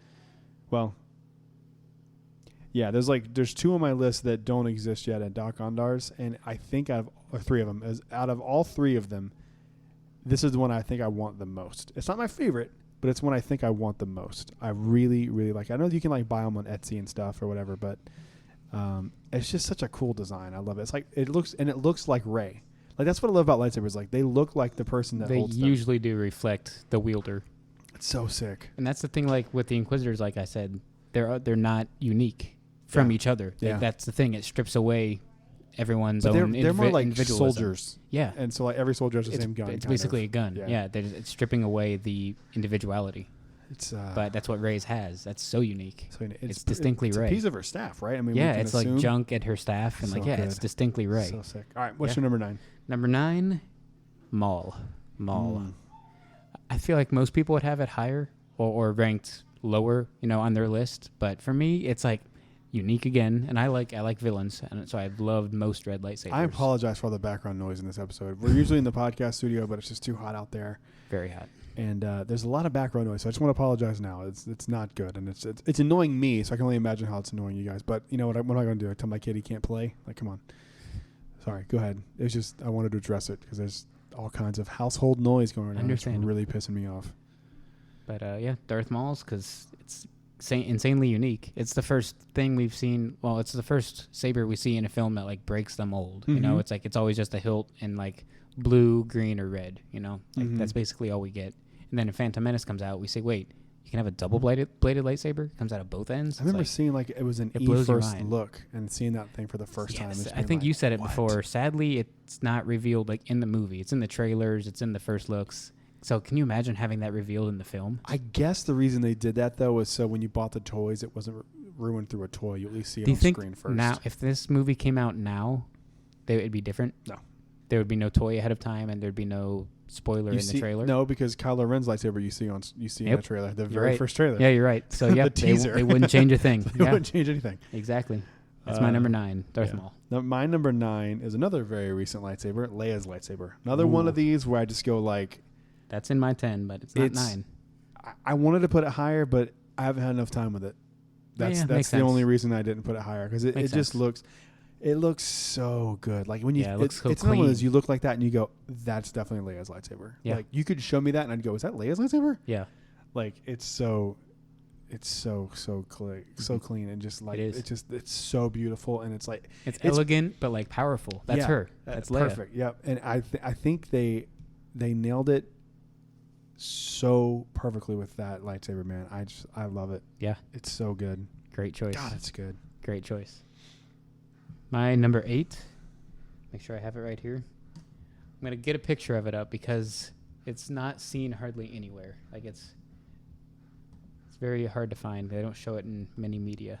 My number 8 is Sifo Dyas's lightsaber. I almost put that one on my list. Really? Yep. I don't know why. I erased it for Leia's. Okay. Yep. Okay. I erased it for Leia's. I don't know why I put it here. Like it's nothing special. It's actually pretty plain, but I like the simplicity of it. I don't know. And like up top, it has like almost like mini fins that are around the emitter. So I don't know. It's just unique is a big thing on my list, and I think that's why I like it so much. It's so simple, but it's still unique. Mm-hmm. It's one of those where if you knew Sifo Dyas, you'd be like, that's got to be his. But him and his lightsaber, we don't know a whole lot about. No. So just anything we can get, I'll take. I really thought that he was going to be Snoke. That would have been kind of cool. I would have been okay with that. I really thought he was going to be Snoke. I was like, man, that would make so much sense because he kind of goes, they assume he's dead and he's not. And he's just like rotting away. Yeah. Only recently have we found out that he's dead in the Clone Wars. Mm-hmm. Yeah. Count Dooku kind of had the Pikes take care of that. So that's Dooku's like go-to thing is he has other people do his job for him. All right, man. Moving on to the number 8 spot on my side. Again, more recently, but I don't think it's surprising anybody. Kylo Ren's lightsaber is so freaking cool. Not surprising. You're not a big fan. It's surprising that he's not on my list because he's my favorite character. So that's what the surprising thing is. What about the lightsaber don't you like? I just don't like. I know it makes sense for his character, but I just don't like how like disjointed everything looks on it. Like there's wires sticking out random things, and like there's just this one thing ran up the side, and like there's a hole here, and it's just like there's so much crap on it. Because he literally made it from the remnants of his original lightsaber. So painted it black. It makes sense in story and for the character. Painted it. But basically, yeah. But it makes sense for the story and for the character. I just don't like the look of it, the aesthetic. See, I wouldn't like the aesthetic if I didn't know his character. Like if I just if I just saw that as like concept art for a new lightsaber, I'm like, what the crap is this piece of junk? Right. But there's something charming about it too, where it's like it almost looks like those old remember in like I forget if it was a comic or a book or something, but there's like something that references like thousands of years ago, and Jedi Knights had like them made out of like rock. No. Well, I'm kind of combining two things. That did happen, but I'm thinking about like the Force Awakens book. There's the art of book for the Force Awakens. There's a drawing. See if you can find it. Yeah, I just typed in crossguard lightsaber, so let's see. Well, no, look up Force Awakens lightsaber concept art. There's like one that's like a kyber crystal just wrapped in like cloth or even like leather or something, and it's very primitive. It's not that it looks like it, but they use the idea of like a primitive design for his lightsaber because he's changing what existed already. Do you see what I'm talking about? If you don't see it, I'll dig it up. Yeah, I'm not finding it, but I believe you. Because I remember seeing something like that. But again, it's not because it looks like it, but it's just because they use that like the idea of it. You know what I mean? So I like the wire and the crackling and all of that. I think it adds to the character. I love the look of the blade itself. The hilt isn't what I like, if that makes sense. I don't know, but I understand why you like it. Yeah, I love the sound it makes. I love the sound too. The sound and the blade. I love all of it. And the two blades coming out the side of the hilt. I love that. I love it. But Give it to me all day. And it's kind of sucks too because I won't ever probably buy that one because the blades don't look like the blade. It doesn't look like it doesn't have the. There's people at Star Wars Celebration that take like a hot glue gun and like glue that effect looking, so when it's on, it looks. It obviously doesn't move, but like it looks. But it's more better like than the smooth blade that they sell. Textured. Okay, yeah. But I mean, I don't want to have to do that, but no, I'm lazy too. So But it looks cool. I've seen people that have it. Yeah, no question. All right, what's yours? We on Number 7. Okay, good. That's a good segue. Ben Solo's lightsaber. Ooh, I love Ben Solo's saber. I was surprised you even tried to steal it. Right? I thought about it a few times. I'll kill you. But I know you will. With the saber. You'll just bludgeon me to death with it. Yeah, it's a cool lightsaber, man. I love it because it works for the character and the story too, because it's like the opposite of Kylo's saber. It's like really clean and like really pristine, and it just like everything on it makes sense. So like it's the exact opposite of Kylo's saber. And it looks like a Jedi lightsaber. Yeah. But like that's what I love. That's why I like Kylo Ren's. Because it used to be a Jedi saber, and they just like he tinkered with it. Like it's cool holding them side by side. Yeah, because I have both. Because I'm a friggin' dork. And you can see where it came from. See, I remember watching The Last Jedi because my friend Justin, who's been on the show before, was like, "Did you realize that like that's the same lightsaber?" And I was like, "What? No," because you only see it for a brief second before it came out. Before the lightsaber came out to purchase at Doc Ondar's, you only saw it for a brief second in Last Jedi. Yeah, and so I remember like pausing it, and being like, "Oh my god, it is!" Yeah, exactly. So that's not a bad one. I'm surprised it didn't make my list. I am shocked, but I honestly just didn't think about it. I kind of think it's weird. I kind of think of Kylo Ren's lightsaber as the same thing as Ben's because it is the same physical lightsaber. But I don't know. Yeah, it's almost like. That argument between is Anakin and Vader two different people, the same person? Is Ben and Kylo two people? Like it's kind of that argument. Yeah, I mean they're definitely the same person, but there's definitely two distinct phases in that person's life. Yeah, but that doesn't necessarily make you a different person. Exactly. But does the machine make you more of a different person? Yeah. Than you would be. That's a whole different other topic, really. That noise of that dude in the garage. I don't know if you can hear it, but yeah. Is driving me insane. I know the guy. I should go out there and be like, hey, knock it off. I won't do that. You son of a... you bad mother. My number 7 is one we've already talked about, and I've already expressed why I love it so much, but we kind of talked about it. Maul's lightsaber. Yeah. Maul's is just... I remember being a kid and just being like, there's 2 blades. Yeah. So crazy. It's so weird now, 21 years later, we're like used to it. We're like, 2 blades. Yeah. But like for 2 or 3, even more, like 5 years, it was like, whoa. Because it still blew our minds. And it was weird because he was the only one that had it. Like even throughout the prequels, he's the only person that had a double blade lightsaber. Sith didn't have one. Yeah. None of the other Sith people had one. Yeah. It was so unique. Like his might be the most unique. Especially if you talk about like breaking a trend. It might be because like I would have said other than Ezra's, because Ezra's has a gun on it. Yeah, I would have said the Inquisitors, but like the Inquisitors came from Mauls. Like without Mauls, we don't get the Inquisitors. Yeah, for sure. We don't get that saber. Yeah. So yeah, like I can't even say the Inquisitors. Man, that's a good one. All right, number 6. Number 6. Okay. They're kind of double bladed, and they're also kind of like Dark Rey in her vision. How they have like that switchblade aspect. The Temple Guards, Jedi Temple Guards. Oh yeah. I love them because like the gold and white and silver on the hilts, they're so elegant and beautiful, and like I don't know, and those just kind of embody what you think a Jedi temple and the Temple Guard themselves would be like. Yeah, very true. Pristine and elegant. And they're yellow. Yeah, and then we get and they're yellow, and then they're. Are you going to buy that one from Doc Ondar's at some point? I'm going to. Yeah. Is it high? Is it high on your hilt list? Like I need this. Okay, on my list. I feel like that's one of the ones that will go away. So 1, 2, 3, 4. There's 6 sabers I'll buy, and that's one of the 6. Okay. I've already said I will buy Ben's at one point. It's gone. I know. Once it comes back, I'll buy Ben's. Not. I already own Anakin's. You can buy one. You can buy one for me from $500. I'll sell it to you for $1,000. That's double the price. No, thank you. Like that? Yeah. So I'll buy 6 of them. I already have one of them, so I'll buy 5 more, and yeah, that'll be a ton. I feel like Grievous walking around. I feel like I have 5 already. You definitely do. Ben, Kylo's, Mace Windu's, Luke's, Vader's, Anakin's. I have more than I thought. Plus your own. Plus my own. Did I say Vader's already? Yeah. Do I have 7 lightsabers? You have 7 yourself? Holy crap. I only have 2, but I'm going to buy 5 more. So I will have 7. I'll have 7. I had that many. I'm not even close to having all the ones I want. Yeah. Jeez. All right. My number 6. I'm surprised we've only had 1 in common so far. I think once we get to the top, we'll have more in common. Yeah. Number 6 for me is Count Dooku. Okay. His is cool. We're getting some overlap. Yeah. His is cool, man. I really like his. I had it as a kid. I remember buying it. Well, I say kid. I was like a teenager. But I remember having it and like, oh no, it was Attack of the Clones. I was 2002. I wasn't that young. Or 3? Was it 2003? Attack of the Clones was 2003. 99, 03, 2003, 2005. I'll look it up, but... Or was it 02? Anyway. I think it's 02, actually, but keep going. I remember me and my brother had lightsabers, and I had that one, and actually it was his at first, and then we traded lightsabers because I liked it so much.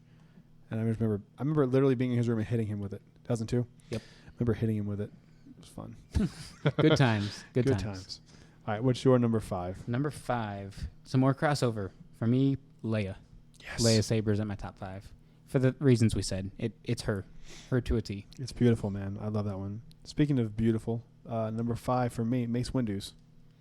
Okay. Mace Windu's is cool just simply because it is the first purple lightsaber, the only purple lightsaber. Yeah.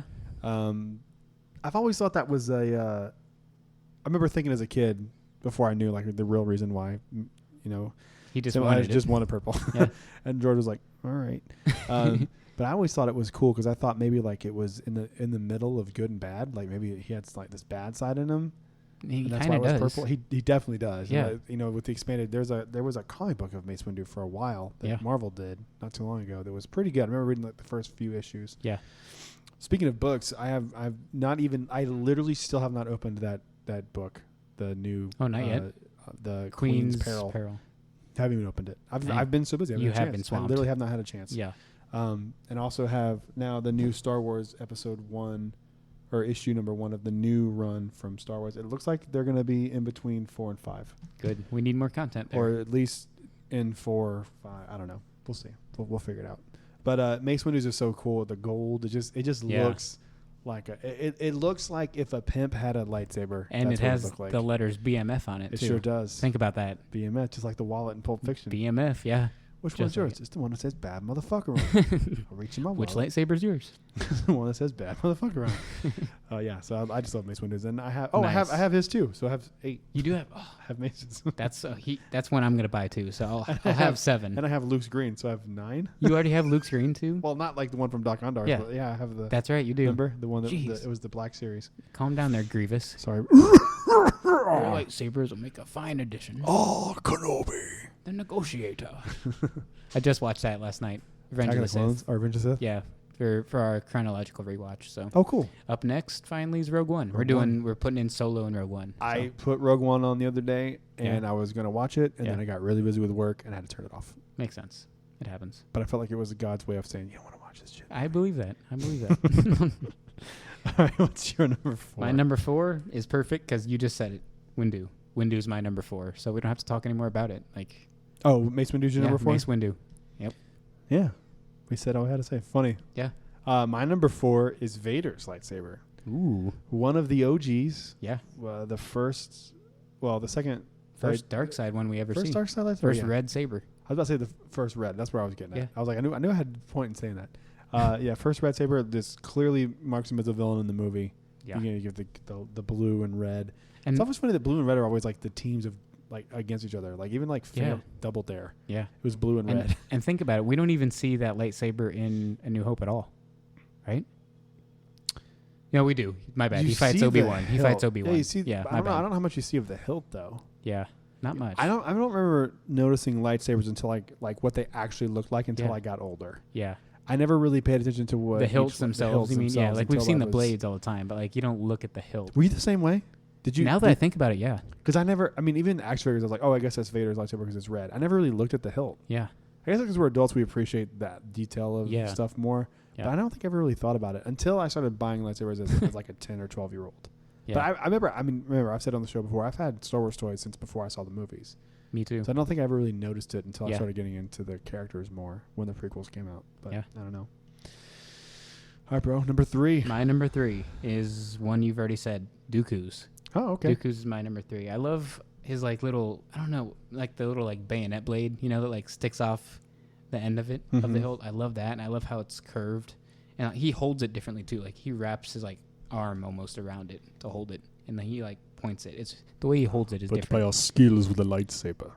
And like he just, and it, the way it's shaped, because that curve, it's meant for like one hand combat, and he always fights one handed. He hardly ever puts that second hand on. Like when he does, you know it's getting real. But like that's when you know he's a badass. Yeah, he fights like a pimp. Like he's a awesome. pimp. It's almost like a cane, the way it's slanted.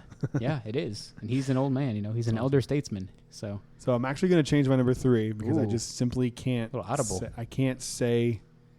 So my 2 and 3 are going to be switched from what I have written down. So my number 3 is Qui-Gon's lightsaber. Okay. I love it. I had that one as a kid. Yeah. I play with it all the time. I had a belt buckle. I just throw it on my belt and like play outside with it. I loved it. Like you've said, you could just draw that. That's how much you know it. Yeah. Like there's only maybe like 3 that I can do that too. I couldn't draw Qui-Gon's. Oh, dude, it's got the black ridges and then like the I'm red look button. it up. Keep talking so I can like see it before I actually see it. It's got like the black ridges, the red button, and then like the back side of it's like the silver color. I remember that. Cream? Yeah, I remember that silver? now. Yep. And then I don't remember what the emitter really looks like. I think it's just kind of a basic one. But it's such a sick lightsaber. I remember having it as a kid, and I loved it. And I think it's cool for Qui-Gon, too, because like it makes you think of Luke when you see a green lightsaber. Yeah, it does. Especially when you're going from those movies to The Phantom Menace. It makes you think of Luke. Oh, yeah, I like his now. The more I'm looking at it. Right? Yeah. I love it. Let me see it. I want to see it. I freaking love it. I just don't know why they don't have this one. Yeah, look at that. That's so sick. God, I loved it. I had the collapsible one. That one looks like it's like the grip on that. It's so simple. Those black grips, that looks like it's really, it grips. Like it looks like you're not going to slip or drop it. Why is that not a Doc Ondar's yet? I don't know. God, that thing is so sick. There's not enough Qui-Gon love out there. There's not. I know, it's ridiculous. Yeah. You got one kind of good book from Claudia Gray. Right? It was all right. We're on my number 2 now. My number 2. My number 2 is Vader's. Vader's is my number 2 for all the same reasons, and it's got like that, like at the bottom of it has like the black, I guess the rubber, the rubber like grips, and then like the top has that black cap on the emitter that's like slanted, you know. So like I don't know, I like that black. Look. Oh, it is. I'm sorry. The rubber piece, on top. Yeah, sorry. Or maybe it's supposed to be like matte metal or whatever, but it's black and that has silver throughout. Like, I think on Doc Ondar's it's plastic. It probably is. That makes sense. Yeah, and I like the little, I don't know what you call it, but like on the emitter, there's like a little clip thing on there that looks like a. Yeah. I don't know what that's for, but I love the look of it. You know what I'm talking about? That thing. Yeah. No, this thing. Oh, that? Yeah. Look on the ignition switch. Yeah, look at it from the switch. I said emitter. Sorry, yeah. I meant the ignition switch. Look at that. Look at it from a different angle, see if you can see what I'm talking about. I don't know what it's for. I've always thought it was cool, though. It's not on that one. No, it's not. I know what you're talking about, though. It's like almost like a paperclip type deal, but it's not a paperclip, you know, like, yeah. See if you can find an image of it, because I'm really curious as to. Yeah, that little, like. Yeah, what is that thing? Hook thing that sticks off the end of it. I don't know why it's there. I don't know. It's weird. Yeah. I love it, though. It's so cool. You can get it as what is that, a hot dog griller right there? Oh, my God, on Google that's searches. so friggin' cool. It has, like, prongs on the end. I want that now. I don't know what you're stabbing with. I want that. Hot dogs. That's what you're stabbing. Just get a pair of tongs, dude. No, that. $3. But, so yeah, because... I love Vader's. And we'll get to it in a second, a little more on it. Even though I've already said it and you've already said it's Holly's number 1 lightsaber, too. Yeah, it's my number 2. It's her number 1. What's your number 2? My number 2 is Luke's green lightsaber. Ooh. I love it. I just think it looks so sick. Return of the Jedi is my favorite Star Wars movie. I was really hoping we'd see more of it than we saw in The Last Jedi, but, you know, what are you going to do? It just looks so freaking epic. It's the silver. It's got that brown piece and the black. It just, dude, it's the freaking dope. It's a little bit like one of Obi-Wan's. Yeah, that's why I like it. Like it's an homage. I'm sure they did that on purpose. For sure. Is it homage or is it homage? I always say homage. I do too. Is there a right way to say it? Homage. Is it homage? It's like I heard someone say homage today, and I'm like, what? Well, yeah, that's like saying AT-AT. You don't say that. Yeah, it's like saying AT-AT. You sound stupid. You say AT-AT. No, I sound stupid. But I do sound stupid. That's my number 2, man. That's your number 2. I love it. The first expensive lightsaber I ever bought was that one because it's my favorite. Dang. Not really, but it's close to my favorite. It's close, my favorite. Yeah, my number 1. It's related to my number 2, Vader's. I love Anakin's. Anakin saber is the one, well, actually the only Doc Ondar one I bought. And I bought it the day Episode 9 came out to commemorate Episode 9. and I like the relationship between Anakin's and Vader's because they're similar design. They're not the exact same saber. Like they're not like Kylo and Ben's, where it's literally the same. But Anakin obviously loses his on Mustafar. Obi-Wan takes it, so he has to get a new one from there. That's my favorite detail in that movie, by the way. He reaches down and picks it up. Like, and they made a point to show him do it. That's my favorite detail of that entire movie. Yeah. It's almost like Obi-Wan's like kind of okay if he survives. Like, if you survive, I guess it's fine. You won't have a lightsaber. Yeah. Yeah, I don't know. I don't think he thought he would survive. No, but also though, you should have just stabbed him. Just make sure he's really dead. I know. Just chop him into pieces. You should have seen Zombieland. Double tap, dude. You gotta make sure. Yeah. Make sure they're gone. All right, my number one is the exact same lightsaber because you and me have talked about it before. We have. I assumed it was your number one, but it's the best. It's just the first lightsaber we ever seen. It's iconic too. Yeah. Do you know the story about how they made that prop? No. So it's made out of like a camera flash. Okay. And you can go online and find the camera flash, and you can send it to this guy who turns those camera flashes into this lightsaber. And it's so I could have done that instead of buying one at Doc's. It's like crazy expensive. Oh, okay. Well, never mind. It's good. It's good. I want to say I think it's like $1,000. Jeez. Because you have to buy the camera flash, and there's not many of them out there. Yeah. And it's just a lot. And it's cool. Yeah, I bet. It's cool. That is sick though. That's Star Wars. Dope. Taking random crap and making it the most iconic film prop ever. Just like the ice cream thing. Yeah, in Mando, the new Mando doc. Yeah. All right, so do you want to do deleted scenes now, or do you want to save that for another? Let's save that for another one. Because there's so much Mando doc to talk about. Yeah, which I want to talk about. So I said it up front, but we're gonna get to these deleted scenes on another time because there's just, this is gonna be a whole show in and of itself. We could literally do no news and just do this. There's so much. Yeah. But we'll get into that on another episode. We're running over, and we had to stop a bunch, so this whole thing has taken around 4 hours to record. So nothing wrong with that. 3 hours? We started at like 3, and then Okay. Yeah, it's about 3 hours. We're not done though, so we're not done. So it would have taken another 2 hours. This easily will take 2 hours. I'm so serious. I have a lot to say about these deleted scenes. So. And I've only recently rewatched like half of them, so I need to do my due diligence and go back and watch them all. Yeah, so. There's some good stuff in there. There's some crap where you go like, whoa, what just happened? Like, there was one that I thought was fake because I saw it. I saw it the first time on like somebody sent it to me. Like a fan edit or something. And I was like, that's not real. Yeah, like I thought it was him playing a joke. Yeah. You know what? I think you know what I'm talking about. Droid? Yes. Yeah. And I was just like, there's no way that's real. And then I saw it on Disney Plus for the first time I've seen it like officially, and I was like, oh. Can you imagine if they left that in? And then, we'll get to it and later. Then, and then people want him to make another movie. Yeah. What? Yeah. No. Please, no. Please don't. Like, what? And that was in Revenge of the Sith. Yeah. That was not like it was Attack of the Clones. No. Which still doesn't make it okay, but can you imagine? Yeah.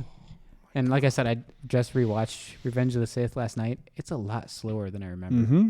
Everyone's like, the last hour. I'm like, no, the last 20 minutes. Yeah, yes. It's so slow. People do the same thing with Up. You're like, the first 10 minutes. I'm like, I even it's did the first 35 minutes. Yeah, I did that with Up too. But with Revenge of the Sith. I don't like Up. I don't like any of it except that part. The beautiful It would have been a part. really good short. Should have been. Because it just gets wacky at the end. 2 old guys scaling ladders like on blimps. Thousands of feet in the air, like climbing and doing monkey bars. They're like doing American Ninja Warrior, and they're like 75 years old. It's like, no, you lost me. But I mean, with Revenge of the Sith, I like the lightsabers the lightsaber fights more than I remember. I like all of them. I don't like the Grievous fight. That one's the worst. It builds up to this whole thing, and then it's over in like 12 seconds. It's like, so uncivilized. And then Obi-Wan just chops off his hand so easily. And not even that, just shoots him. Then this is like, but you. See, like, then how do you say you don't like guns? Because that's the only thing that saved you. Well, Obi-Wan's never said he doesn't like guns. He just says they're not civilized. It's an uncivilized... An elegant weapon. For a more civilized age. Yeah. So he doesn't dislike guns. He just would rather have I would assume he didn't like guns. Maybe it's just me. Well, then him and Han have that conversation on the Falcon about hokey weapons and ancient religions. Yeah, but that's... Or no match for a blaster by your side. So, yeah, I mean, Obi-Wan, Whatever. Yeah, man. Finally, we're moving on from the prequels. I'm so happy. How hard was it to watch Attack of the Clones? It was bad. I was so drunk. You have to be, man. Yeah. That movie's garbage. I'm sorry. And it is. That's the thing I just don't get, people who love... And what's wild is, like, the prequel. The Clone Wars are supposed to make 2 and 3 better, but they still didn't.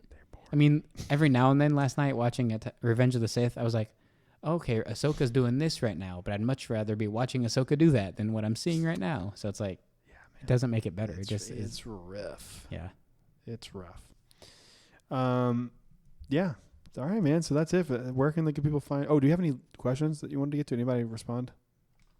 Listener questions? We said we're gonna nix for another show. Nix deleted scenes. Yeah. Right. Okay. So see if we have any listener questions real quick before we leave. I don't know because I don't have Twitter anymore. It's great. I'm so happy. It must be pretty great. I don't miss it. I really truly don't. I bet you don't. I don't. The only good thing is right now is getting the blog Mickey updates. That's about it. I have Holly. She has them set up to notify her anytime he tweets, so I get them anyway. That's all you need, man. That's really all you need for it. I'm hoping no, because I don't want to answer any more questions. I don't want to answer any questions. Don't blame you. All right. If my Twitter will open it up. Oh, we did. What a process. Sorry, listener. All right. From Carl Medberry, one of our I love Carl. dear friends, good listeners. I take it back. I love him.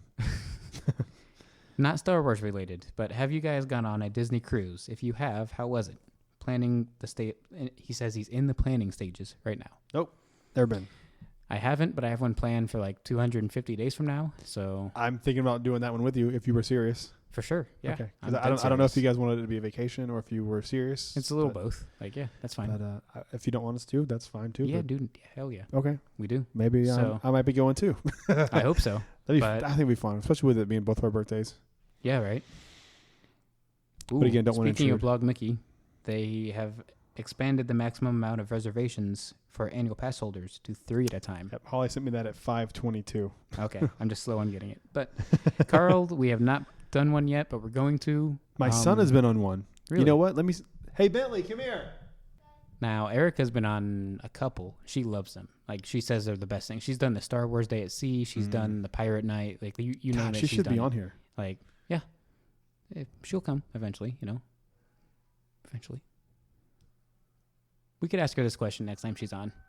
But I've never been on any cruise. Have you been on any cruise? I've been on a cruise once when I was like 17 years old. Jeez. I have some fun stories from that cruise. So the Titanic? To here. Without the sinking. Jeez. Wow. Yeah, I got some stories. That would be a fun lower level podcast to talk about those stories. Ooh, yikes. Yeah. It was really good. It was Royal Caribbean. I don't know if Disney is going to be worth the money. That's my only concern with Disney Cruise Lines because they're literally twice the price of a normal cruise. And I don't know how much Disney you're going to get. I don't know. Have you seen like an itinerary and stuff? Yeah, but like here's the thing, man. It's insane. When you're on a cruise, all you want to do is hang out and relax and enjoy the ship. But you don't have to do the itinerary. That's the good part. Like they have every 10 minutes of your day scheduled out if you want. Yeah, but you could also just go chill by the pool. Who does that? Like, you don't have to use it though. You could do a little bit of both. My thing for a cruise is I'm trying to eat and drink as much as I possibly can. Yeah. And don't blame me. And now that I'm an adult, and I didn't do that on the first cruise, but like I remember me and my brother we would set alarms to get up at like midnight to go to the midnight pool and get pizza and French fries from the pool. I would definitely do that. It's so much fun, man. Like they're a blast, but I just don't know if the Disney one's worth it. I mean, they're so expensive. I mean, I'm sure it's really, really fun. Holly's been on a bunch of Holly, come here real quick. She's been on a bunch of cruises just in general, and I think she's done a few Disney cruises. So we'll get her take on this, because her whole family is like a cruise family. They love cruises. They've done a crap ton of them. Come here. I need you to talk about Disney cruises on the show. I've never been on one. I thought you have. Oh well, never mind. I thought you. I've been on like 30 cruises. None of them. I thought you went on Disney cruise once. No. Oh. Okay. Dang. Well, never mind. All I thought right. she had. We'll put a pin in this and we'll ask Erica next time she's on. Yeah, that's a good idea. Yeah. No casinos. Oh, there's no that's casinos. Okay, that's a downfall. No, it isn't. Who gambles? Only you degenerate family members gamble. I'm sorry. What if you could gamble with Please Disney don't. dollars? Ooh. I would do it. That'd be Do cool. you also win Disney dollars? Yeah, of course. Okay, then I would be okay with that. Yeah, I don't want to get rid of my Disney dollars. No. I only have like one. I have one that we paid $100 and something for. Really? I have one from when it came out, so we only paid $5 or whatever it was. This is. Have you not seen it over there? The little Disney. Yeah, I've seen it. I didn't know it was that much money. Yeah, it was not cheap. Whoa. It's a Yikes. $1. Somehow my parents saved But it one came with a cool when we stand and came back in the 90s. I don't know why they saved it, but I'm thankfully sure they did. we have them somewhere. You have to. My family You have has to. Yeah, if my family did, I'm sure yours did. So I'm sure. All right. Well, hopefully that was no help. Sorry, buddy. No, we'll get back to you though. Yeah, we'll get have back to you. We'll get back to you. She's like a genius on cruise lines, so we'll ask her. That's an understatement. Right. Next question from Lafitte's Anchor. Do you think Anakin is the chosen one? I think he fulfilled the prophecy, but I want to know your thoughts. Say that one more time. Do you think that Anakin is the chosen one? I think that he fulfilled the prophecy, but I want to know your thoughts. I think the whole chosen one thing is something that people focus way too much on. I agree. I focused on it way too much before I started reading Master and Apprentice.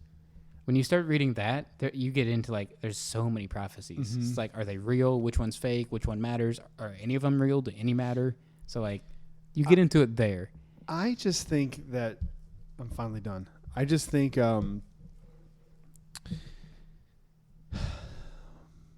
say the question one more time, because he said something that I think that I attached to, and I wanted to elaborate. The second part? Yeah, say it again. Okay. Just read the whole thing. Do you think that Anakin is the chosen one? I think that he fulfilled the prophecy, but I want to know your thoughts.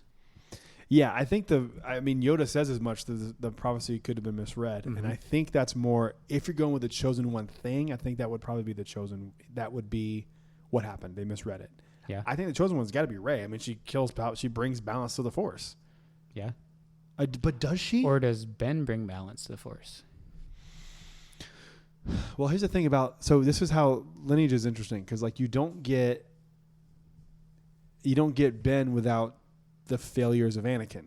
Yeah. If Anakin hadn't have screwed up and joined the dark side, Ben would have been with a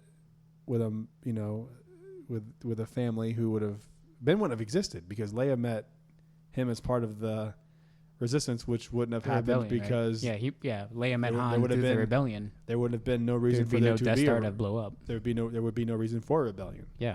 So it's really hard to kind of backtrack and like think about how that would go. But I think the whole prophecy thing is nonsense, and I think it was something that George wrote out because he loves the idea of those kinds of stories. But I don't think it necessarily applies the same way he said it.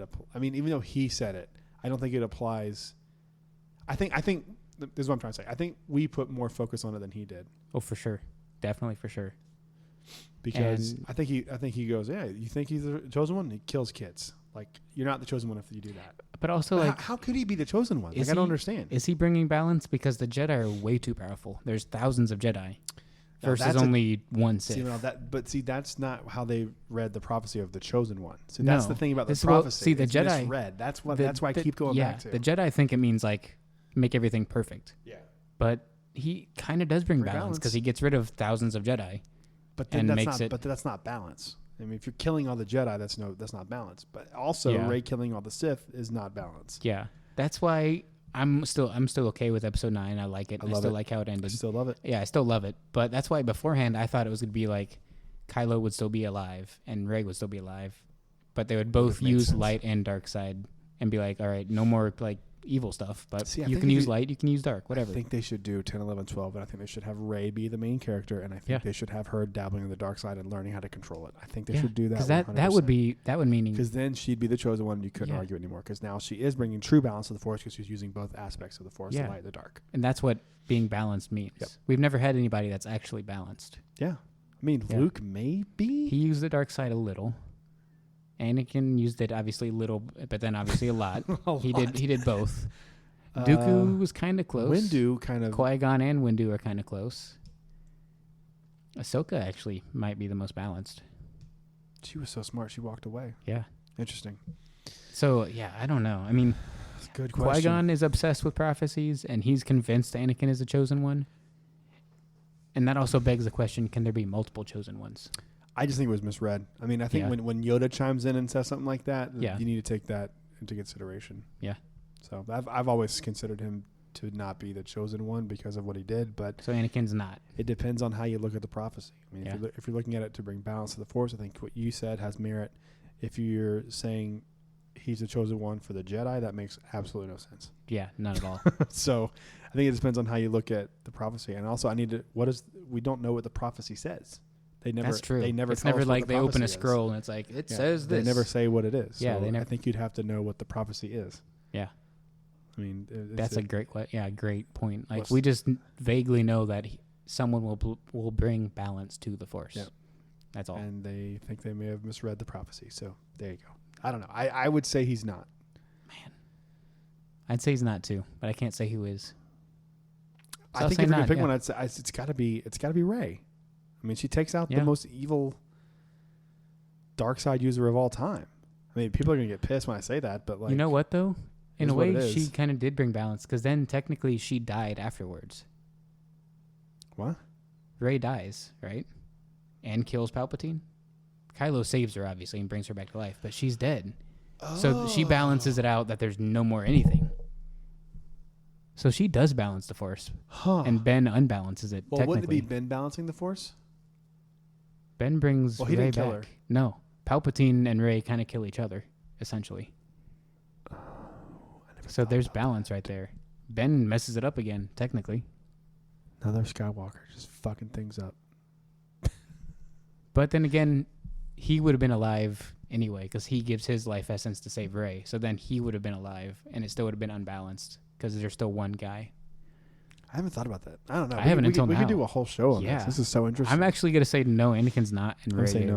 I'm going to say, yeah, I'm the same thing. Same thing. It's weird to say that, but yeah, I think Rey might be the chosen one. I mean, it's a good thought. You also don't get Rey without him being Palpatine because, I mean, they could have taken him in and he wouldn't have had a chance to have a granddaughter.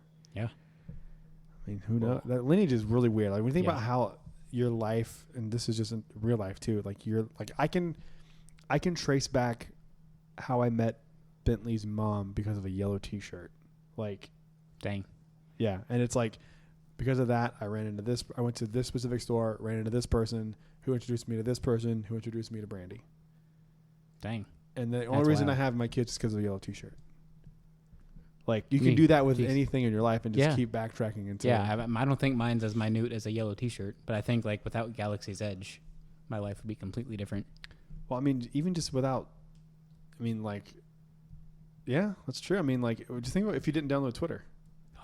Which it used to be a good app. It used to be fun, but yeah, but like think about it. Like we met you met Erica, you met Kevin, we met a bunch of people through it. And it can be good, but it's just lately it hasn't been. Yeah, so it's just lineage and everything. That's like chain reactions. You know, things happen because this, and that's how the chosen one thing is.